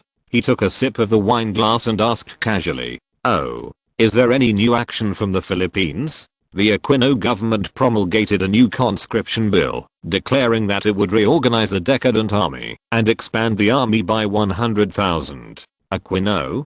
Didn't that guy resign? Jiang Chen frowned. The one who resigned was Aquino III, and this is the newly elected Aquino IV. Okay, fourth. Jiang Chen stretched out his hand and pinched his sore brows due to drunkenness. He didn't really understand these monkeys. Santos looked at Jiang Chen carefully and continued. In addition, the Philippines also announced that it will build a modern army with the help of the United States and introduce vehicles such as M101 main battle tanks and Apache attack helicopters. M101. Jiang Chen's eyes moved slightly, his fingers gently tapped the wine glass, and the corners of his mouth curled up disdainfully. Can they afford it? How many bananas are needed to buy an M101 main battle tank? Hearing this, Santos also sighed with a sad face. I don't know. The news from our informant in the Philippines is that they seem to have received a large amount of loans. Loan. Putting down the wine glass in his hand, Jiang Chen's expression was a little strange, and then asked Santos, do you have any definite information on the amount of the loan and the time of the loan? The amount is about 10 billion US dollars, and the time is probably the end of April. Santos exchanged glances with his intelligence minister, and after receiving a positive answer, he nodded and said, the end of April was about the time when Jiang Chen and the Freemasons fell out, and the cooperation between Future Mining and BHP Mining Group began to crack. $10 billion, what a big deal. An M101 tank costs only $4 million. If all this money is used for the army and air force, the Philippines can completely build a modern army. Jiang Chen couldn't think of any other way to invest in expanding the army except to recover the investment through war. Jiang Chen was still a little confused as to why the BHP group proposed such a proposal that the future group would never accept, and withdrew so calmly after being rejected for renewal. Now it seems that their goal should be not small. After pondering for a moment, Jiang Chen lightly tapped the glass of wine on the table and asked in a half-joking tone, your military expenditure, it won't be spent on this, right? How is it possible? Our annual military budget accounts for 15% of GDP, just because we are worried that they will tear up the armistice agreement. Santos replied hurriedly. Without asking him how much of GDP he spends on enjoyment every year, Jiang Chen pondered for a moment and spoke. Starting tomorrow, starring trade will help Moro build a modern army to deal with the regional tension caused by the expansion of the Philippines in the north. You don't have to worry about the military expenses for the time being. We will lend you a low interest loan of 5 billion US dollars. Hearing this, Santos couldn't help but be delighted. The big stone that had been pressing on his chest for these days was finally removed. He immediately stood up and raised his glass to toast Jiang Chen. Haha, thank you so much. Our friend, the people of Mindanao will remember your contribution to our evolution. After the banquet, Jiang Chen declined the invitation of several ladies to visit the boudoir and returned directly to the Ambassador Hotel. Throwing the dress on the hanger, he immediately called Starring Trade and told Ivan and Bakary about his decision to assist Moro in military modernization. After hanging up the phone, Jiang Chen was about to change his clothes and take a bath with the help of a group of beautiful maids, but the future on his wrist rang again. Jiang Chen was slightly stunned when he saw the words on the holographic screen. It was actually an international call from Boston, USA. Chapter 795, The Enemy of My Enemy. Long time no see, my friend. A cheerful voice came from the other end of the phone. There was no doubt that the voice belonged to Rocky, one of the people in charge of the Boston Consortium. After making a gesture to the maids next to him, Jiang Chen asked them to leave. He took the clothes and put them on. After sitting on the sofa, he replied with a smile. It's been a long time since we last met. What's the matter? I heard that you and the Rothschild family had a falling out. Rocky asked tentatively in an uncertain tone. It's not a falling out, but it's definitely unpleasant. After getting a positive answer from Jiang Chen, Rocky's smile became even bigger. Of course, in order not to be mistaken for gloating, he tried very hard to restrain the smile in his words, lowered his voice and continued. Oh, it's not interesting that God is being targeted by the Rothschilds. But what I don't understand is, didn't they help you in Congress some time ago? New China develops civilian nuclear technology.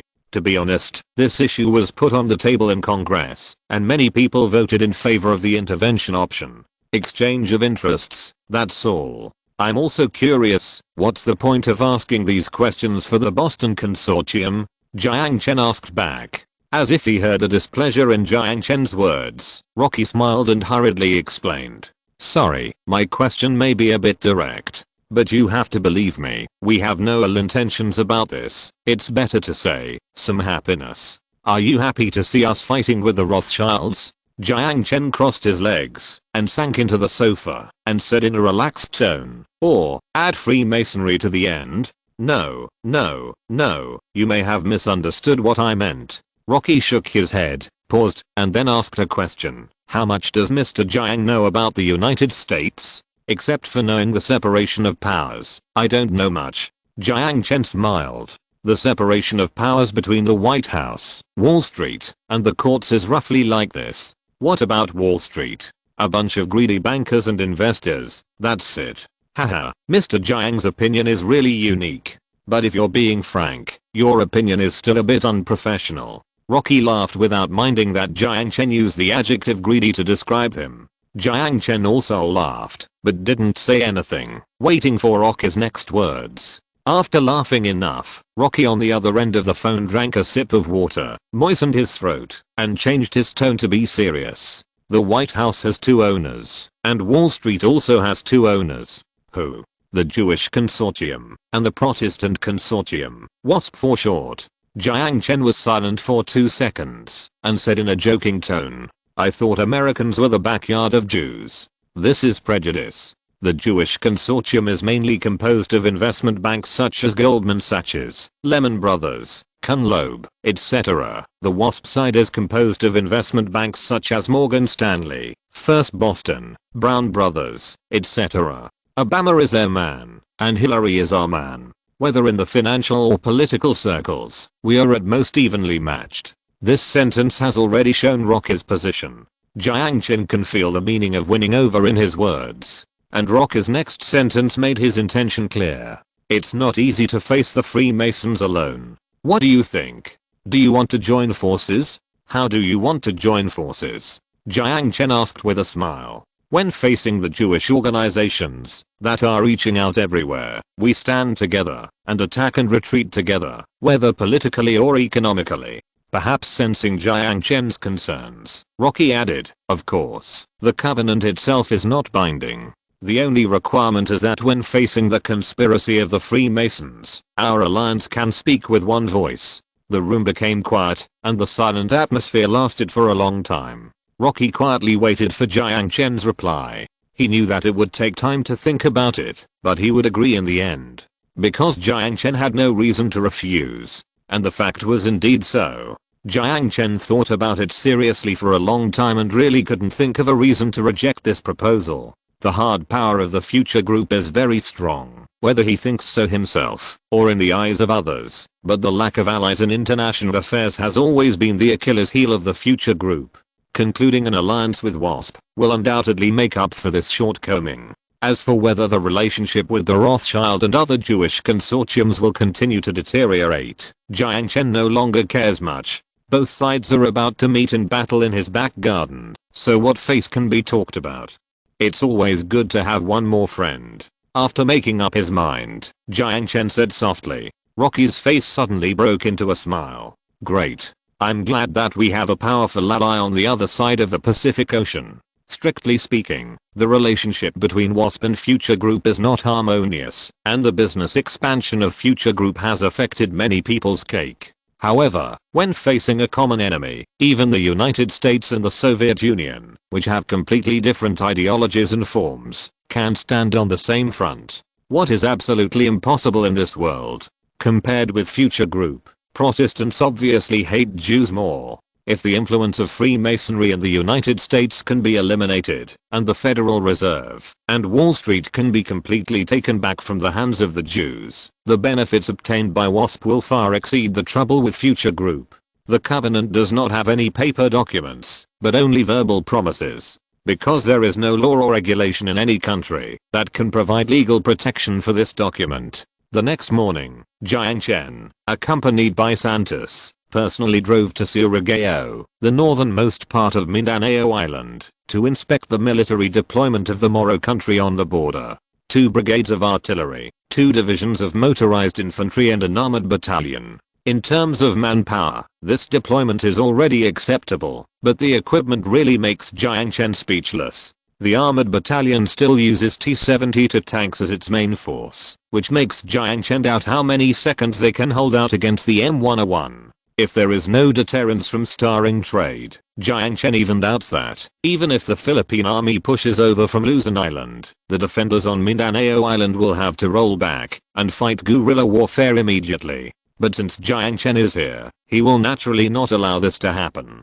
After finishing the border inspection, he immediately flew back to Singapore and began to provide military assistance to Moro. A large number of military supplies were transported to Davao Port by ship, starting with light weapons, to replace these miscellaneous troops. It is worth mentioning that the Boston Consortium lent a hand in this matter. Raytheon sold 30 M101 main battle tanks to Starring Trade at a unit price of $4 million, and these tanks were sent to Moro to replace the old antique T-72 in the armored battalion. The dark cloud of war lingers over Mindanao. In the eyes of the people, this is a war of human rights and sovereignty. But only the top leaders of both sides standing on the front line know that this was not for human rights or sovereignty from the beginning. The Freemasons want to kick the Future Group out of Mindanao and indirectly control the industry of the Future Group by monopolizing resources. And the Future Group will never give up the resources of Mindanao, nor will it give in on the issue of the Moro country.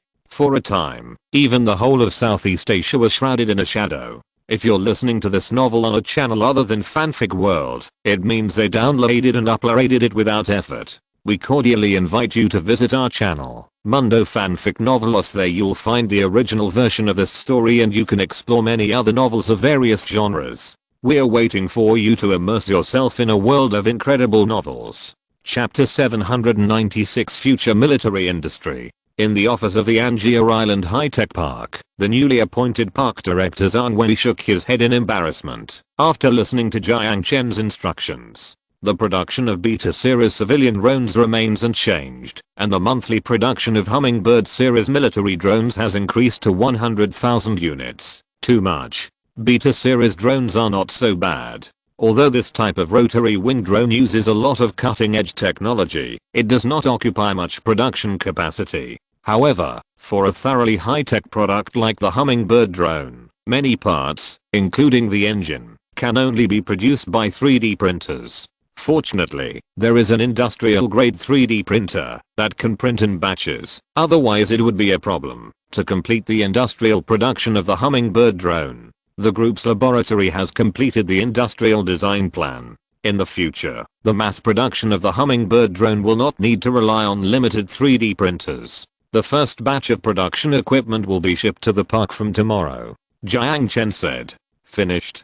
Great. This should be feasible. Hearing this good news, Zhang Wei-san breathed a sigh of relief. The number of industrial-grade 3D printers is limited. Although using them to replace the production of key parts can be used as an emergency measure, it seriously restricts production and production costs. At the end of this month, I will tell the Singapore government to double the area of the entire industrial zone of Anchor Island. The newly expanded park will be used entirely for military production. At the same time, the military project of Future Heavy Industry will be split out and managed by the newly established subsidiary Future Military Industry. After a pause, Jiang Chen continued in a serious tone. The company's next development focus is two. One is space and the other is military industry. You should pay more attention to the future military industry. Yes. Zhang Wei said solemnly. Drones are the protagonists in future wars and the main force in the combat units of Starring Trade. There are currently 15,000 soldiers serving on Crescent Island, while the number of Hummingbird drones serving in Starring Trade is as high as 200,000, forming a terrifying ratio of 1:13 with soldiers. In the present world, where EMP weapons are not widely equipped, drone cluster tactics are quite effective. The situation in Mindanao Island has deteriorated, and the friction with the Freemasons is heating up. Only strong force can safeguard the core interests of the future group in Asia and even the world. At the end of May, Asia drove the water drop number 1 back to the new country smoothly. She was accompanied by Catherine, a ghost agent working in Europe, and Evelyn, who was locked in the hibernation chamber. The existence of the water drop number 1 must be kept secret. No one knows about it, except the ghost agent and Sun Jiao. The water drop number 1 stopped at the port of Coconut Island. Aisha and Catherine dragged out the hibernation chamber and threw it on the beach in front of the port, and then reported to Jiang Chen that they had arrived at the destination. After a while, 2 yachts appeared on the sea. Jiang Chen boarded the Coconut Island with several soldiers from the starring trade and freed Evelyn from the hibernation chamber. Because inhibitors needed to be injected before lying in the hibernation chamber, Evelyn staggered out holding the door as soon as the chamber door was opened. Before he could stand firmly, he vomited. Ugh, damn it, did you stuff me into a pork freezer? Evelyn took the tissue from Jiang Chen's bodyguard, wiped his mouth fiercely, and took a few breaths before he recovered. Of course not, a pork freezer can't let people go without food or water for more than a week. Patting his shoulder with a smile, Jiang Chen continued, "Welcome to Koro Island. The new government will provide you with political asylum. There are more than 20 charges of corruption, bribery, and murder. It must be hard to live in hiding. That's a blatant slander." Evelyn cursed indignantly. "They will lead Germany into the abyss." Jiang Chen smiled and comforted him a few words, and ordered the bodyguard to take him to a safe place. Evelyn's current identity is quite special. If he is exposed in the new country, it will inevitably cause a lot of unnecessary trouble. Jiang Chen originally planned to negotiate with Natasha and send him directly to Moscow after he arrived in New China. However, he did not expect that Natasha, who was supposed to arrive in Koro Island 2 weeks ago, had not ended her missing state until yesterday and was now on a plane to Koro Island. Therefore, Evelyn had to stay in a small dark room on Koro Island for a few days. Watching Evelyn go away under the escort of the starring trade bodyguards, Jiang Chen cast his eyes on Aisha standing beside him, and a warm smile bloomed at the corner of his mouth. Seeing this scene, Catherine stuck out her tongue and ran towards the dock very consciously. Soon there were only the 2 of them left on the island. It was quiet all around, and only the sound of waves washing the beach and palm leaves swaying could be heard. Aisha came forward, put her arms around Jiang Chen's neck, stood on tiptoe, kissed him gently on the lips, and then rested her face on his shoulder. As the saying goes, a short absence is better than a new marriage. This light and sweet feeling is really wonderful. Savoring the tranquility lingering around him, Jiang Chen gently stroked her chestnut hair, pushed away the hair tangled around her ears, and whispered in her ear, "Miss me? Yeah." Although it was just a short word, it expressed endless emotions. The quiet atmosphere lasted for a long time between the 2 people, who were hugging each other. Feeling the increasingly hot temperature on his chest, Jiang Chen spoke again, gently piercing the quiet atmosphere. "Do you want to sit on the water drop for a while?" "Yeah." With a happy smile on her face, Aisha hid her face deeply in Jiang Chen's shoulder, letting Jiang Chen's hands go around her knees, lift her up horizontally, and walk towards the dock, where the water drop was docked. The next day, Jiang Chen brought Aisha back to Koro Island, and went straight back to his villa. At the door, he saw Natasha holding a suitcase, who seemed to have been waiting for a long time. Seeing Jiang Chen and Aisha with a little woman's happiness on her face, Natasha did not hide her dissatisfaction, and licked her tongue, shook her golden hair, and raised the watch tied on her wrist. "You made a lady who just got off the plane wait for half an hour. Sorry, I was a little delayed when I came back." Jiang Chen smiled cheekily, took out the electronic key, and opened the door. The iron gate retreated to both sides, and Natasha walked in without hesitation. After crossing the stone path on the lawn and entering the living room, she felt like she was entering her own home. She put the suitcase aside casually and went straight to the refrigerator in the kitchen. Looking at the back figure heading straight to the kitchen, Jiang Chen just smiled and said nothing. He has never been used to strong alcohol like vodka. It is better to say that there are these things in the refrigerator, which are originally prepared for him who often visits. By the way, those low alcohol fruity champagnes are prepared for Sun Jiao. It's so hot standing outside. Natasha fanned the shiny bottle with her fingers, lifted her slightly soaked collar like a fan, sat down on the sofa in the living room, and raised her well-proportioned breasts without any defense. Tell me, what do you want to see me about? Aisha went to the kitchen, and Jiang Chen walked to Natasha and sat down on the side opposite her. My business is not urgent, you should rest first. By the way, what did you do in Russia these days? Are you concerned about me? Natasha smiled. No, just chatting casually. Jiang Chen shrugged and teased. Natasha rolled her eyes at Jiang Chen, picked up the remote control on the table, and turned on the TV in the living room to the news channel. She tilted her head back and took a sip of vodka, then slumped lazily into the sofa, waved her hand and said, just watch the news and you'll know. Chapter 797. People in exchange for intelligence. The camera was shaking violently. People were running and fleeing. Armored vehicles kept firing and drove through the main road. Fully armed soldiers desperately pushed the crowd behind them and urged irrelevant people to evacuate from the street. At this moment, a rocket hit the armored vehicle. Then, the picture was roughly cut off and switched to another shot.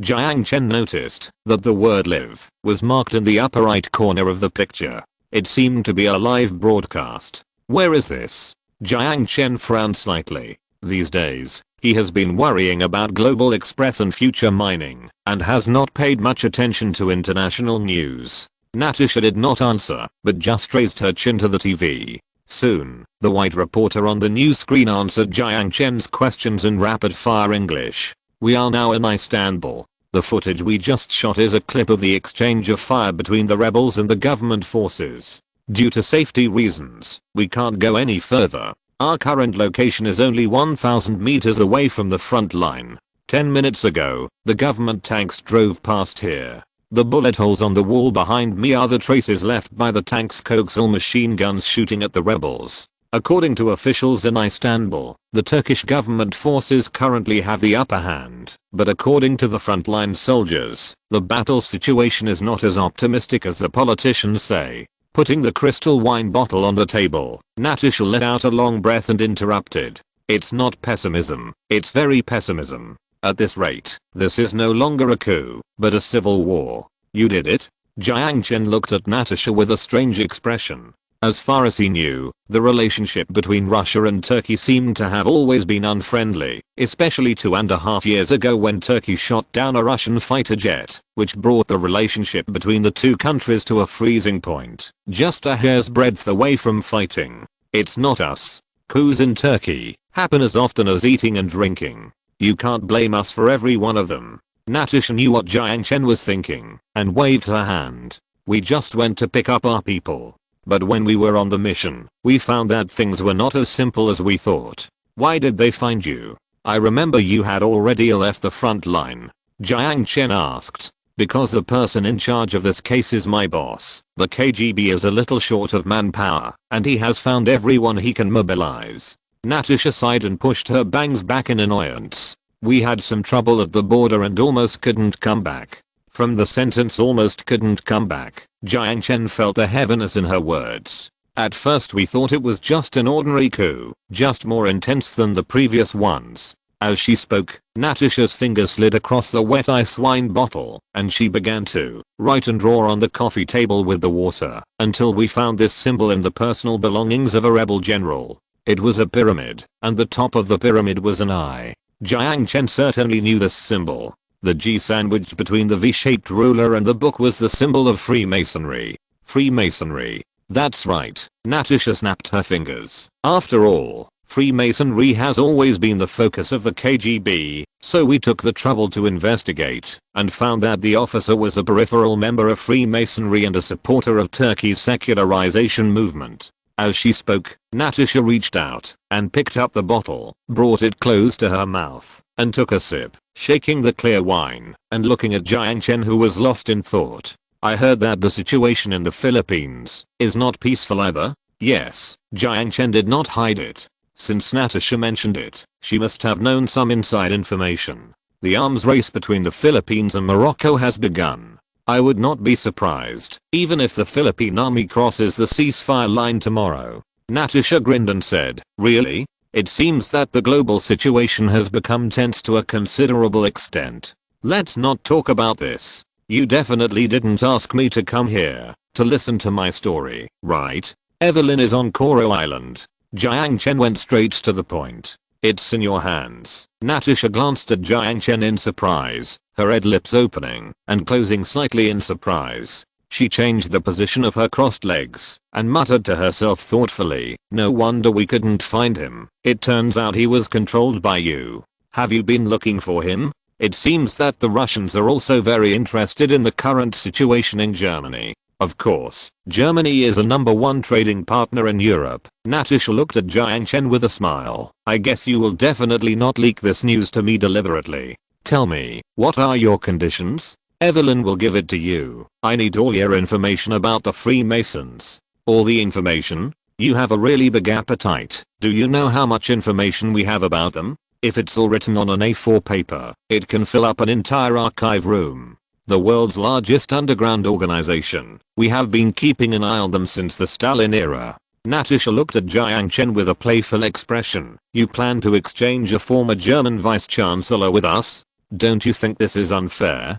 Jiang Chen was not discouraged by Natasha's vague answer and continued to speak. Let me be clear first. Are the Freemasons your enemies or your friends? They were enemies in the last century. We are too. Jiang Chen looked into Natasha's eyes seriously. We are also enemies of the Freemasons. The enemy of my enemy is my friend. Am I wrong? Whether it is Ukraine or Germany, the order dominated by the Freemasons has always been contrary to the interests of Russia. Similarly, their position on the Mindanao issue is also irreconcilably opposed to ours. In this case, facing the same enemy, we can definitely stand on the same front. This is not an exchange of interests, this is to lend a helping hand to an ally. Do you understand what I mean? Natasha fell into silence, her index finger on her bright red lips, thinking about what Jiang Chen said. I can't make a decision. I will give you an answer the day after tomorrow at the latest. Picking up the bottle of wine from the table, Jiang Chen toasted to her from a distance and said with a smile, convey my words to the Kremlin for me. This is what I drank. But the wine is mine. The clock hanging on the wall pointed to 12:30, and Aisha came out of the kitchen with delicious food and entered the dining room next to the living room. Even from a distance, one could smell the alluring aroma. Seeing that it was getting late, Jiang Chen stood up and invited them with a smile. It's getting late. Let's eat first before we go. Go? Natasha raised her eyebrows and smiled. I'll stay here. Sorry, I overslept. Chapter 798 Drones are the future. Jiang Chen finally understood why Natasha came to his door with her suitcase instead of going back to her apartment to put her luggage. It turned out that she had planned to live here from the beginning. I can't help it. The housing prices here are rising too fast. The apartment I rented on the Embassy Street is almost unaffordable with my current salary. Anyway, you have many rooms here, and it won't cost me a penny to share one. Natasha rolled her eyes and said bluntly, doesn't the embassy have staff dormitories or something like that? Jiang Chen said sweetly, yes, but it's too small. I like to live in a spacious house. Natasha raised her eyebrows and teased, are you not welcome to me? It was inconvenient in every sense, but Jiang Chen had no plans to develop the end of the world recently, so he agreed to her. If you just stay until you find a house. After lunch, Natasha consciously helped Aisha put all the dishes and chopsticks into the dishwashing cabinet. Then Jiang Chen took her to her room and handed her the key to the room. Natasha's room was arranged at the end of the corridor on the second floor, next to Aisha's room. Aisha helped her move her luggage in and arranged a household robot Xiaolin in her room to take care of her daily life. I don't need this thing. Natasha pointed at the robot beauty and said, we need, Aisha said lightly, to confirm that you will not do anything in our home. Please, am I that stupid? Natasha rolled her eyes, whatever you want. Isn't it uncomfortable to play tricks in front of the chief instructor and commander of the ghost agents? What's more, she herself is not willing to do so. After cleaning up the house, Natasha took the clothes to the bathroom, and Aisha went to the study and came to Jiang Chen. Natasha has gone to take a shower. I have checked her luggage. There are no eavesdropping devices or other equipment. It is just clothes and personal belongings. If she has any new situation, I will report it to you as soon as possible. Well, I leave it to you, but don't be too suspicious. Jiang Chen rubbed Aisha's hair and said with a smile, In addition to the kitchen, gym, bathroom, and some guest rooms, there are cameras installed in places where sensitive information may exist, including the study and basement. If you enter without permission, the alarm will be triggered immediately. However, Jiang Chen believes that Natasha should not do anything tricky in his home. After Natasha finished taking a shower, Aisha and Jiang Chen also went to the bathroom to take a shower, and then returned to their respective rooms to take a nap. At about 2 o'clock, Jiang Chen ended his nap, went to the bathroom to wash his face simply, changed into a formal suit, and then went to the garage. Just as he got into his Lamborghini and was about to start the car, Natasha, who was wearing a security uniform, came down from upstairs and knocked on his car window gently, pursing her bright red lips and teasing him in a flirtatious tone. "Handsome guy, can I get a ride?" Jiang Chen rolled his eyes and lowered the car window. "Get in." The garage door slowly opened and a beautiful blue girl stably rushed onto the road. Jiang Chen turned the steering wheel and turned a corner. Instead of taking the usual route, he took the direction of the Embassy Street. After sitting firmly, Natasha fastened her seatbelt. At this time, Jiang Chen suddenly noticed from the front mirror that the two pairs of surging balls had distorted the shape of the seatbelt. The conservative and dignified uniform not only failed to conceal this charm, but made it look even more evil. "You don't have to wear a seatbelt anyway. No traffic police will check my car." Jiang Chen originally wanted to remind her this, but he swallowed the words back when they came to his lips. Perhaps because his attention was focused on the fleeting scenery, time passed quickly, and soon they drove to the Embassy Street. Jiang Chen parked the car on the side of the street and reached out to unlock the door. "Thank you."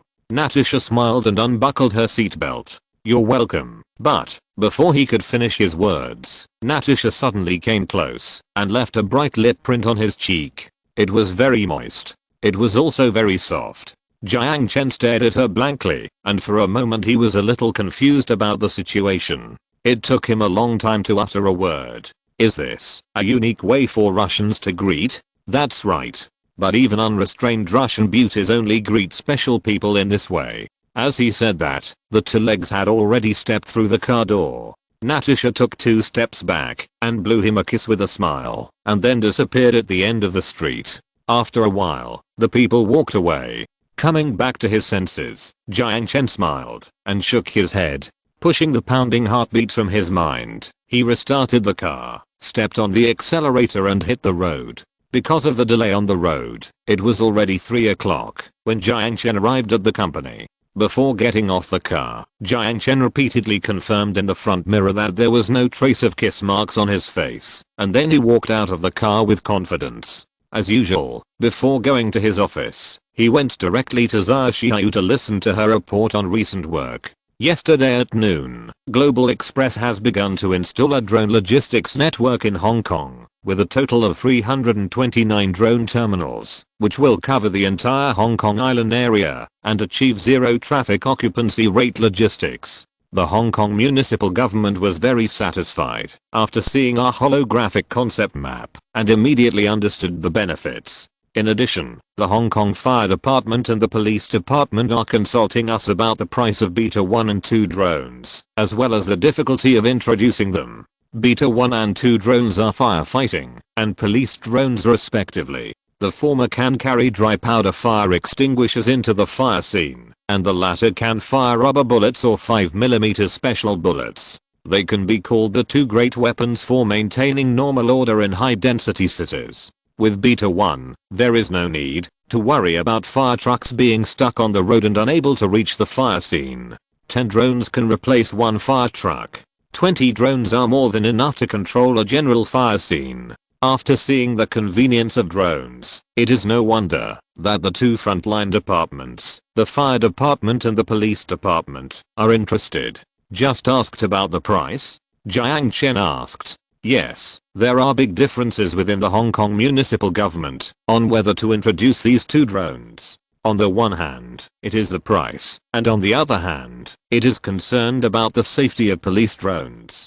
For a big city like Hong Kong, the cost of a drone logistics network is about more than $200 million, while the cost of establishing a complete drone fire network is almost 3 times the former. As for the drone police network, it is much more expensive. And safety, there is no need to say more. Logistics and firefighting are easy to say, but this police drone is equipped with a gun. If the future group leaves a backdoor in this drone system, it will be a disaster. At least before both parties have established enough trust, it is impossible to introduce the system. Let's put aside the problem in Jiang City. How is the development of the little guy called Beta 4 going? The Beta 4 drone is a real black technology that future heavy industry will soon launch. Unlike popular technologies such as firefighting, police, and logistics, Beta 4 will be involved in the most technologically demanding medical field. It has entered the final experimental stage. The person in charge of the laboratory has agreed with me. We will be able to produce samples by the middle of next month at the latest. Jiang Chen smiled. Hearing this good news, Jiang Chen's mouth also bloomed with a smile. Can I ask a question that is not related to work? Of course. Why are you so interested in drones? Jiang Chen pushed her glasses on the bridge of her nose and asked him curiously. Because drones are the future, Jiang Chen said with a smile. Chapter 799, Singapore-Malaysia Joint Military Exercise. Drones are the future, whether in the civilian or military fields. In front of a bay on the island of New Guinea, the raging waves hit the side of the ship. Zhang Feng thought so, while fiddling with the little guy in his arms, pressing his body tightly against the edge of the landing craft. Don't break it. The comrade sitting next to him grinned and joked without any tension. It's not that easy to break it. Zhang Feng was about to say a few words when a wave hit the landing craft, scaring him so much that he quickly pressed the hummingbird drone against his chest. Ahem, it's really salty. The man sitting opposite him spit and reached out to wipe his mouth fiercely. Everyone, cheer up. This is an exercise, but for us, this is war. Keep your eyes on your target, pull your trigger, and rush to the target with all your might. Do you hear me? Yes. Together with his comrades on the boat, Zhang Feng shouted at the top of his voice, and then stuffed his hummingbird drone into the groove of his chest. Theoretically, this thing is waterproof, but if the engine gets wet, the failure rate will be very high. This exercise is related to the bonus for next month and the month after next, and he doesn't want to lose the chain at the critical moment. In the air, 2 Aurora 20s roared past, and the beach exploded with black smoke without warning. Zhang Feng skillfully turned on the holographic screen on his arm, looking at the long string of dense red dots on the map, and then watched that string of dense red dots extinguished instantly under the coverage of 2 MXJ-11 cluster bombs. A beam of orange-yellow light passed over the top of the landing craft, directly wiping out the trace of a concrete bunker on the beach. The landing craft finally approached the shore, and Zhang Feng's heart was in his throat, and his arms were across his chest. The captain crawling on the front of the landing craft had already opened his voice and pressed the rifle against the side of the landing craft. 200 meters, 100 meters, 50 meters. Open the safety. Release the drone. The soldiers on the landing craft all knocked their arms on their chests. Dozens of hummingbird drones popped out from the grooves on their chests, and the muzzles of their guns pointed shakily at the beach, spreading out in unison to all sides of the landing craft. From the air, the white trails were like sharp knives, fiercely piercing the imaginary enemy's defense line. The signal light turned from red to green, and the captain's roar came from the bow of the landing craft. Action. Quick, quick, quick. As soon as the landing craft broke through to the shallows, Zhang Feng tore off the nylon buckle tied to his body and rolled into the sea from the side. The tactical helmet marked all the heat source information of the enemy unit on the screen. The drone took the lead in attacking the hinterland of the beach, and then the Marines began to charge towards the collapsed defense line. At the same time, dense marking bombs formed an orange-yellow bullet net, sweeping over from the imaginary enemy's position across the heavy smoke. When his feet touched the beach, Zhang Feng took a deep breath, adjusted the output power of the exoskeleton to the maximum, lowered his body, and began to charge. They had practiced this scene countless times in the virtual reality training system. The mechanical exoskeleton was set to be able to withstand 10 beacon bullets, and 10 hits would be considered out. Casualties, breakthrough time, number of kills. These items will be converted into points for assessing the strength of the team according to a certain formula.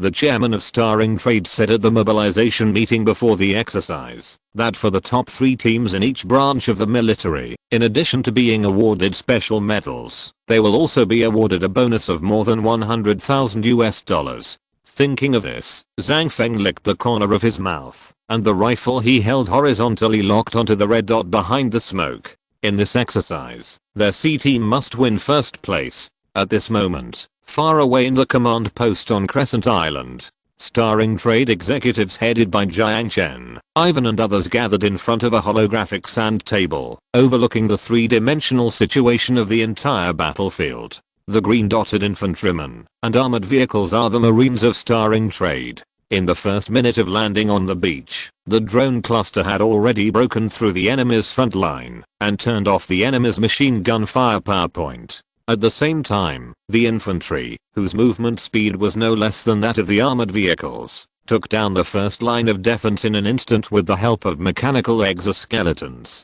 From dropping the landing craft to breaking through the defense line, the landing time was 5 minutes. The Starring Marines landing combat exercise was a complete success. Ivan turned around and stood at attention to report to Jiang Chen. Judging from the expression on Ivan's face, he was obviously proud of the impressive results achieved by the soldiers he personally brought up. Jiang Chen looked at the picture on the holographic image and nodded with approval. To be precise, it was 4 minutes and 49 seconds. Looking around the world, the performance of the Starring Marine Corps is absolutely top-notch. At this time, the messenger came in. The Malaysian Prime Minister sent a text message to congratulate us on the success of the exercise. At the same time, the Malaysian Prime Minister asked us what the Hummingbird UAV is and how much it costs if it is sold. Laughter rang out in the command post. The Hummingbird UAV is one of the most powerful weapons of the Starring Trade Army, and it will never be sold to others. Even to its vassal Moro, future military has never sold half a Hummingbird. Replied to the Malaysian Prime Minister and thanked them for their congratulations. In addition, tell him that the Hummingbird UAV is not for sale. After future military produces it, it will be directly equipped to the army and will not be put on the shelf. Jiang Chen said in a teasing tone. Yes. The messenger saluted and left the command post. Translating the chairman's words into English and diplomatic language, Starring Trade responded to the congratulations from the Malaysian side. After the landing operation, the next exercise will be urban street fighting and mountain and jungle combat. Although this exercise is nominally an anti-terrorism exercise, the content of the exercise includes landing operations, tank attacks, infantry anti-armor drills and other exercise items. The equipment invested, both in terms of scale and quantity, far exceeds the level of anti-terrorism. At the beginning, the Malaysian side rejected the joint military exercise proposed by Starring Trade. Although we have a good relationship, you can't just say military exercises. We have to take into account the relationship with the neighboring country and the stability of the regional situation. However, Jiang Chen soon used the Green Franklin to persuade the Prime Minister and Parliament of Malaysia to carry out this joint military exercise. No matter how much you say, it can't compare to the visible benefits. Compared with the last civil war in Mindanao, this exercise of Starring Trade far surpassed the performance in the last time in all aspects. Fighter and naval gunfire cover, infantry cooperated with drone groups to land on the beach, and armored units landed afterwards. The whole set of actions was smooth and flowing, showing the dual strength of breakthrough and annihilation of the Starring Marine Corps. As for who the target of this military exercise is, it is self-evident from the simulated terrain. Chapter 800, Tower of Babel on the blueprint. At the Philippine Army Command, high-ranking military and political figures gathered here, but at this moment, the command center was terribly quiet. Moritz, the military advisor sent by the Freemasons from Europe, said nothing, and his expression did not reveal his inner fluctuations at the moment. Philippine President Aquino IV looked around, straightened his tight collar, and whispered to the secretary beside him, "Pour me a glass of water, thank you." The secretary nodded, turned around and walked out the door. At the other end of the command table, the new Field Marshal Stark stood there, staring at the live broadcast of the military exercise that had ended without saying a word, and his fists on both sides of his thighs were clenched so tightly that the veins were bulging.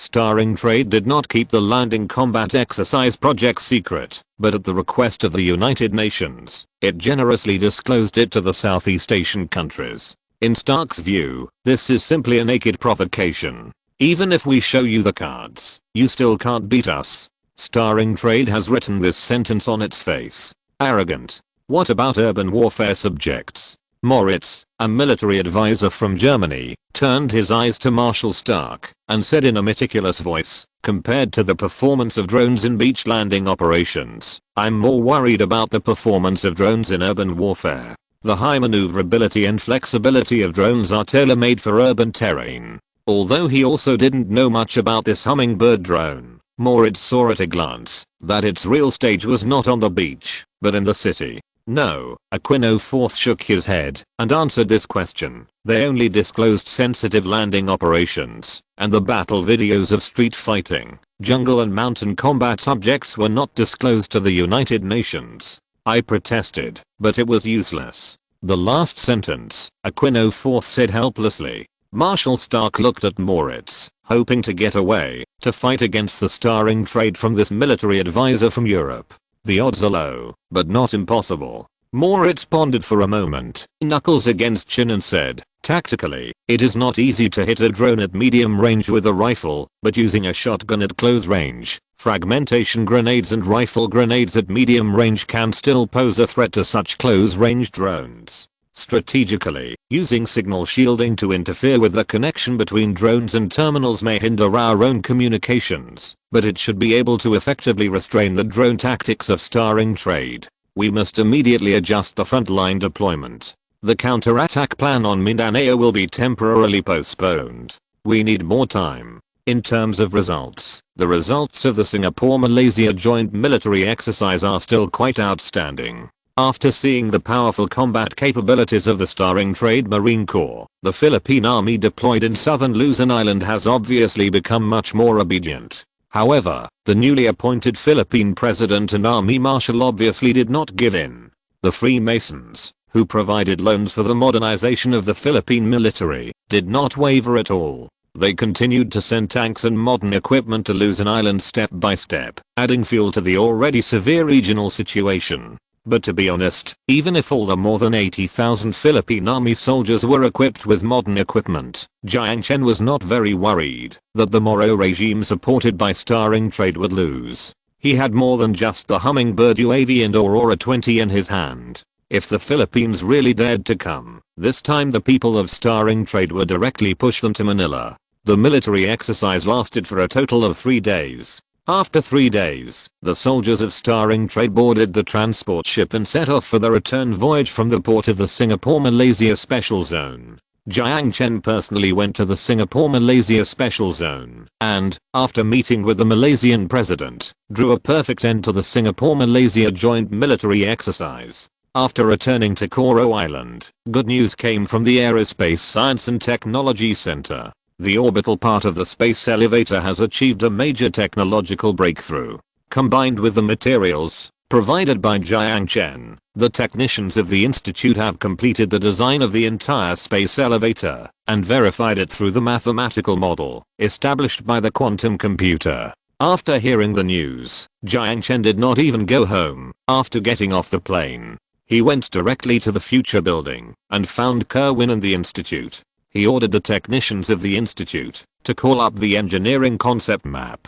The blue light particles were projected in the air, and the space elevator that went directly to the synchronous orbit was like an umbrella opened outward. On one side is a narrow cable that runs through the stratospheric transfer station and directly to the ground, and on the other side is a wheel-shaped space station. While serving as a living and working space in the outer orbit, it also serves as a balance hammer to control the center of gravity of the space elevator on the synchronous orbit. Ding He Shenzhen space elevator, the graphene track is much more capable of withstanding tension and pressure.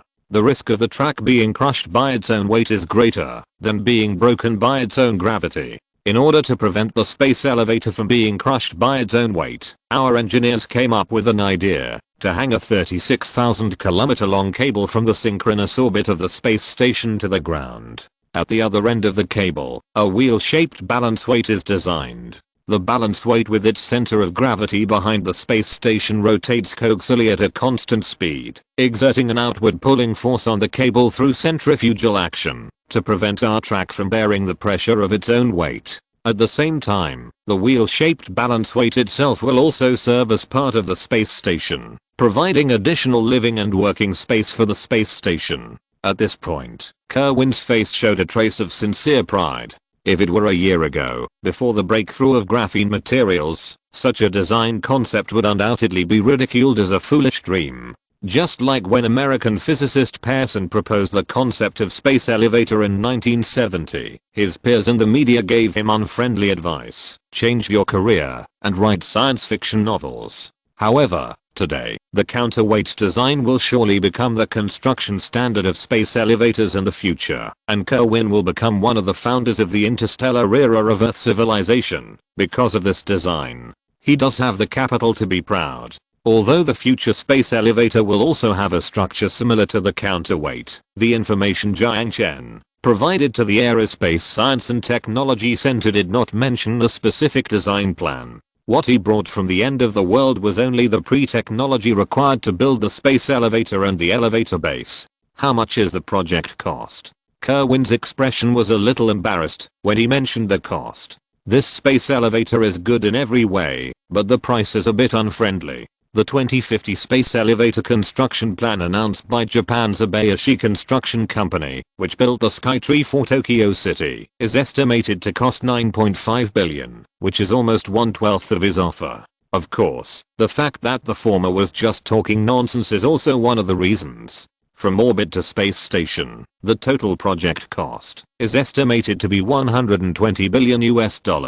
No problem, I will find a way to get the funds, and future heavy industry will cooperate with you to adjust the production capacity. Can we start construction tomorrow?